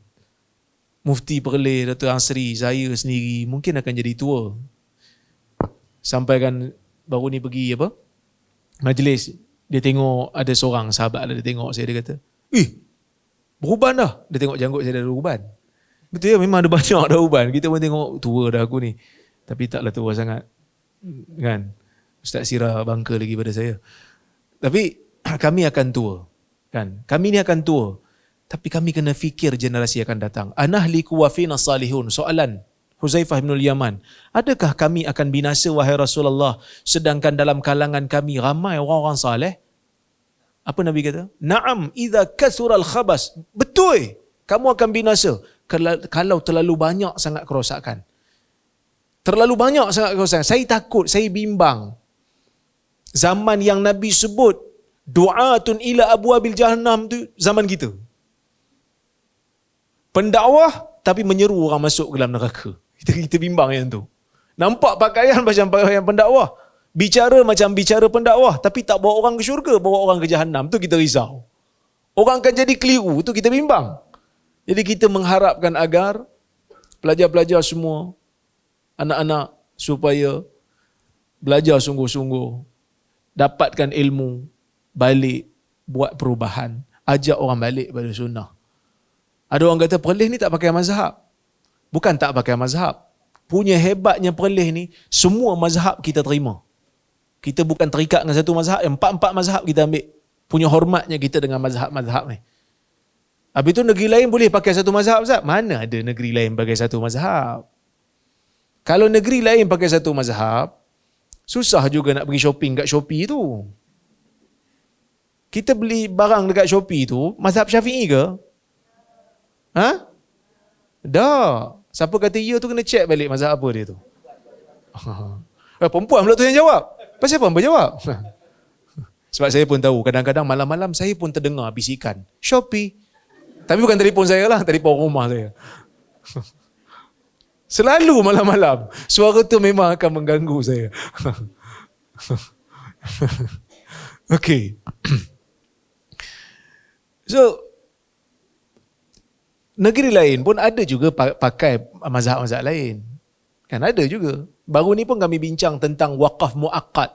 Tahu wakaf muakkad? Wakaf muakkad ni wakaf sementara. Kita kan wakaf kan selama-lamanya. Wakaf tanah, boleh. Saya nak wakafkan 2 tahun je, boleh. Kalau ikut mazhab Syafi'i tak boleh. Tapi adalah satu kaul dalam mazhab Maliki. Dia kata boleh. Wakaf sementara ni, lepas habis tempoh tu ambil balik. Dan ada negeri di Malaysia yang menerima. Zakat gaji, mazhab Syafi'i ke? Bukan. Zakat gaji ni mengambil formula daripada mazhab Hambali. Diterima oleh kebanyakan negeri. So, negeri lain pun ada juga. Cuma kenapa Perlis ni kena teruk? Sebab Perlis ni dia declare. Negeri lain tu mungkin dia tak declare. Dia declare dia ahli sunnah wal jamaah, menerima pakai luas dalam pengambilan sumber mazhab-mazhab ni dalam membuat fatwa. Itu saja. Tapi sebenarnya kalau kita cek balik, kita semua lebih kurang sama je. Dalam bab muamalat, kita luas betul ambil mazhab. Kan? Sampai saya pernah tanya satu tokoh muamalat tu. Saya kata, Datuk, masa tu Datuk sekarang Tan Sri lah. Datuk, kat bank-bank Malaysia ni pakai mazhab apa? Dia kata, bank-bank Malaysia tak ada mazhab. Oh, samalah macam Perlis, lebih kurang. Tapi pasal apa geng-geng muamalat tak kena, tiba-tiba Perlis kena? Kadang-kadang tokoh-tokoh muamalat, ilmuan muamalat, yang dia tahu dalam muamalat tak pakai satu mazhab, tapi dia pun hentam Perlis sebab tak pakai mazhab. Kita penin. Hang sedar diri ke tak ni? Sebab dalam kontrak muamalat dekat bank-bank perbankan Islam ni, produk-produk ni, banyak mazhab terlibat. Ada pakai Maliki, ada pakai Hambali. Tanya orang-orang muamalat, pensyarah-pensyarah muamalat mana? Tanya. Dia mazhab apa? Dia mana ada mazhab? Asal boleh untung kat bank je. Kan? Ni pensyarah muamalat ni. Dia ada ni, Zaidah ada. Dia bertanya dia apa? Dia pun bukan ada mazhab dalam muamalat. Sebab apa? Sebab keluasan kita nak boleh bergerak, nak jauhkan diri daripada riba, kita pakai kontrak yang ulama-ulama daripada banyak mazhab ni. Nak selesaikan masalah umat daripada terlibat dengan riba ni. Bahkan sebahagian daripada mereka bersebut, lebih baik kita ambil benda yang mukhtalafi. Khalina na'khudh biqaulin mukhtalafin fihi bainal ulama. Lebih baik kita ambil yang ulama khilaf daripada ulama confirm sepakat kata haram. Ada juga kaedah tu keluar. Kan, tu yang dibenarkan bai'inah sebelum ni, bukan ikut mazhab Syafi'i. Tapi dah tak pakai lah sekarang, instrumen bai'inah dah tak pakai lah. Cuma dulu pernah pakai untuk kad kredit dan sebagainya, dia guna bai'inah. Apa itu bai'inah? Nanti tanya pensyarah-pensyarah muamalat. Dulu pakai kat Malaysia secara meluas. Tak pernah tanya pun mazhab apa. Sebab mazhab Syafi'i tak benar kan. Tapi kita gunakan. Sebab kita kata apa? Instrumen ni nak elakkan orang daripada riba yang clear. Tapi masa tu tak kena pula dituduh Wahabi kan. Tapi Perlis kena. Biasalah. Kadang-kadang pertarungan mencari pengaruh itu sentiasa ada. Cuma kita lakukan tugas kita. Kita sebut yang ni yang Nabi nak, yang ni yang Allah Ta'ala perintahkan. Sekecil-kecil benda, sunnah-sunnah ni amalkan. Bagi salam kat orang. Ya? Buat-buat program pun pastikan program-program yang ke arah suburkan sunnah, cinta sunnah di kalangan pelajar. Jumpa masyarakat, bagi tahu, berbakti pada masyarakat, ajar benda-benda sunnah pada masyarakat. Kalau nak buat konten TikTok tu pula, kan, buat konten-konten yang ada manfaat. Tapi ustaz, view sikit, tak ada masalah. View sikit pun tak ada masalah. Saya pun terpaksa buat TikTok juga. Tengok tu, dahsyat ustaz sekarang buat TikTok. Bukan aku buat, PA buat. Dia jadi pengarah sekarang ni. Buat macam ni. Panas sana sikit. Mula-mula tu macam, kau ni macam-macam lah kau. Tapi bila kita tengok hasil tu, macam menarik lah juga. Lepas ni kita dengar lah cakap dia kalau suruh buat. Kan? Jadi terpaksa jugalah. Sebab dalam TikTok ni ramai lagi orang yang tak kenal kepada tokoh-tokoh kita. So kita kenalkan. Yang ni tokoh-tokoh kita. Kadang-kadang dia orang benci kita bukan sebab dia orang bukan sebab apa pun. Sebab dia orang tak pernah dengar. Itu je. Dia orang tak pernah dengar. Ada seorang hamba Allah datang jumpa saya. Dia kata, ustaz, saya minta maaf. Sebab apa? Sebab dulu biasanya kalau orang minta maaf ni, saya akan kata, okey lah saya maafkan. Saya tak tanya. Sebab kalau tanya nanti bila dia sebut tu, kita sakit hati. Tapi hari tu macam terasa macam nak bagi hati ni sakit sikit. So saya tanyalah. Saya kata, siapa yang nak minta maaf pula? Dia kata, saya pernah fitnah ustaz. Fitnah apa? Saya pernah kata ustaz mengkafirkan Imam Syafi'i. Menghina Imam Syafi'i. Sebab bila saya sebut tu, bila ustaz kata syair ilahilastulil firdausi ahla tu tak patut dibaca. Saya kata betul memang saya tak pernah sebut. Saya tak pernah sebut syair tu tak perlu dibaca ataupun tak wajar dibaca, dan syair tu pun bukan Imam Syafi'i punya. Syair tu bukan Imam Syafi'i punya. Walaupun orang kata Imam Syafi'i punya, tapi sekadar yang kita semak bukan Imam Syafi'i punya. Kan? Ada zaman dia lah, tapi bukan Imam Syafi'i. Orang kata Imam Syafi'i yang punya syair tu. So saya kata saya tak pernah halang orang nak baca. Biarlah dia nak baca. Itu menunjukkan iktiraf dia. Tapi mungkin ada orang lain tak setuju. Itu pulang kat dia lah. Tapi saya tak pernah kata. Tapi itulah Ustaz. Ada orang kata Ustaz yang kata. Saya kata siapa yang kata? Ada Ustaz saya cakap. Lepas tu saya pun tulis. Macam mana boleh sedar? Lepas Ustaz sendiri kata. Bila saya kata? Saya pun pergi carilah dekat YouTube. Saya cari Rora Zikir Syafi'i. Rora Zikir Rozaimi Zikir Syafi'i. Wahabi Zikir. Keluar gambar orang lain Ustaz. Bukan gambar Ustaz. Saya minta maaf lah. Menunjukkan dia ada takwa lah. Adalah takwa dalam diri dia tu. Kan? So saya kata tak apalah, saya maafkan. Bukan saya nak kata saya bagus, tak. Tapi kadang-kadang manusia ni benci kat kita sebab dia tak tahu. Dia dengar daripada orang lain. Tugas kita untuk clearkan benda ni. Tugas kita untuk bagi tahu kat orang, indahnya mengamalkan sunnah, zikir sunnah, solat cara sunnah, bacaan sunnah. Tapi Ustaz, dalam masalah-masalah khilaf kita berlapang dada. Tak dekat masjid tempat saya duduk tu, ada orang yang bila semayang subuh, dia masbuk satu rakaat, imam bagi salam, rakaat kedua dia baca kunut. Sorang-sorang dia. Tak ada pun orang kat masjid tu kata, "Hoi, pasal baca kunut?" Tak ada. Tak ada. Sebab apa? Sebab kita tahu benda tu benda yang mazhab Syafi'i anjurkan. Walaupun rasmi negeri kata kita ambil pendirian tak kunut. Sebab kita ambil Hambali. Kita ambil Hambali. Sebenarnya Perlis ni banyakkan amalan dia, banyak ibadat, kita banyak ikut Hambali. Sebab tu bismillah slow, kunut subuh tak dibaca berterusan. Sebab kita ambil Hambali banyak. Pasal apa ambil Hambali? Kenapa ambil Syafi'i? Suka hatilah. Tukarlah pada mazhab Syafi'i. Tak, Perlis ni dia ada otoriti agama dia. Otoriti agama dah pilih pandangan tu. So kita sebagai rakyat, kita follow sebab benda ni khilaf. Mu'tabar kan? Kita pergi Mekah pun takkan kita nak kata, "Imam, kunut sekali Imam." Dia Hambali kat sana tu. Mekah tu Hambali. Sama juga kalau saya sembahyang dekat masjid dekat Perak, saya kena ikut mazhab Syafi'i. Sebab imam dilantik tu Imam Syafi'i. Imam mazhab Syafi'i. Otoriti dia mazhab Syafi'i. Tak boleh lah Ustaz paksa-paksa orang macam tu. Mana-mana orang yang dilantik menjadi otoriti, dia mesti ada hasrat. Nak minta rakyat untuk pegang apa yang dia rasa betul. Jadi kalau tuan-tuan rasa nak ubah, nanti minta apply jawatan jadi mufti. Nanti tukarlah. Itu pun kalau diterima lah. Tapi masalah jawatan mufti tak dibuka. Dia punya iklan tak buka. Jadi kena tunggulah. Ala ada rezeki jadi mufti, boleh ubah. Tapi selagi mana mufti itu adalah mufti yang sekarang ni, kena ikutlah pandangan yang dia pilih. Dan itu pun salah satu daripada pandangan-pandangan yang diiktiraf. Tak ada siapa berani kata Hambali itu sesat.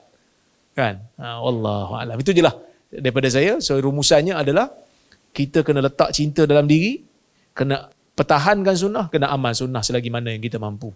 Kita mungkin ada kelemahan di mana-mana, tapi cinta tu akan menyebabkan kita rasa kita nak memperbaiki diri dan kita nak bawa. Sebab kalau setakat ikut Nabi ni, orang munafik pun ikut. Tapi orang munafik pernah berdakwah daripada orang lain. Orang munafik tak pernah berdakwah pada orang lain. Sebab dia tak ada cinta pun kat Nabi. Sahabat Nabi SAW sampai ke Basrah. Ada yang sampai ke Turki. Ada yang sampai ke Mesir. Membawa panji dakwah. Sebab dia ikut Nabi tu atas dasar cinta. Baru dia ada passion. Baru dia ada semangat nak bagi tahu kat orang lain. Dia semangat nak share ilmu dia pada orang lain. Kita kena ada cinta pada sunnah, baru kita boleh jadi pendakwah sunnah, insya-Allah. Wallahu taala alam bisawab. Jazakumullah khairan katsira, kita ucapkan kepada yang berbahagia rektor di atas jawapan yang telah pun diberikan sebentar tadi dan seterusnya merumuskan sesi forum kita pada pagi inilah. Jadi demikian tadi kita telah pun dihidangkan dengan jawapan-jawapan daripada persoalan-persoalan yang telah pun diajukan kepada panel-panel kita yang pertama, yang kedua dan juga yang ketiga. Jadi kita telah pun berakhir di sini. Jadi saya nak bertanya lah untuk yang berbahagia rektor dan juga Ustaz Ahmad Sirajuddin, ada kita nak buka soalan ke macam mana, ke kita nak simpulkan di sini terus ke macam mana? Sebab masa kita pun dah tak mengizinkan. Jadi saya rasa kita tangguhkan dulu kita punya forum kita pada pagi ini, dan saya mengucapkan jutaan juga ribuan terima kasih kepada semua yang hadir, Profesor Madya, dekan-dekan, doktor-doktor dan juga pensyarah-pensyarah, khususnya kepada para pelajar yang juga hadir seawal yang mungkin memenuhi segenap ruang dewan yang telah pun disediakan auditorium kita ni. Mudah-mudahan kita semua yang hadir dan juga diberkati oleh Allah Subhanahu Wa Taala, maupun mereka yang berada di laman sosial yang melihat kita secara alam maya. Kita ucapkan juga jutaan terima kasih kepada mereka yang terlibat secara langsung maupun tidak langsung, insya-Allah. Jadi untuk itu kita tangguhkan terlebih dahulu forum kita pada pagi ini dengan tasbih kafarah. Mudah-mudahan segala salah juga silap kita sepanjang berlangsungnya program pada pagi ini diampunkan oleh Allah Subhanahu Wa Taala, dan seterusnya saya serahkan kembali majlis kepada yang berbahagia pengurusi. Wabillahi taufiq wal hidayah. Wassalamualaikum warahmatullahi wabarakatuh.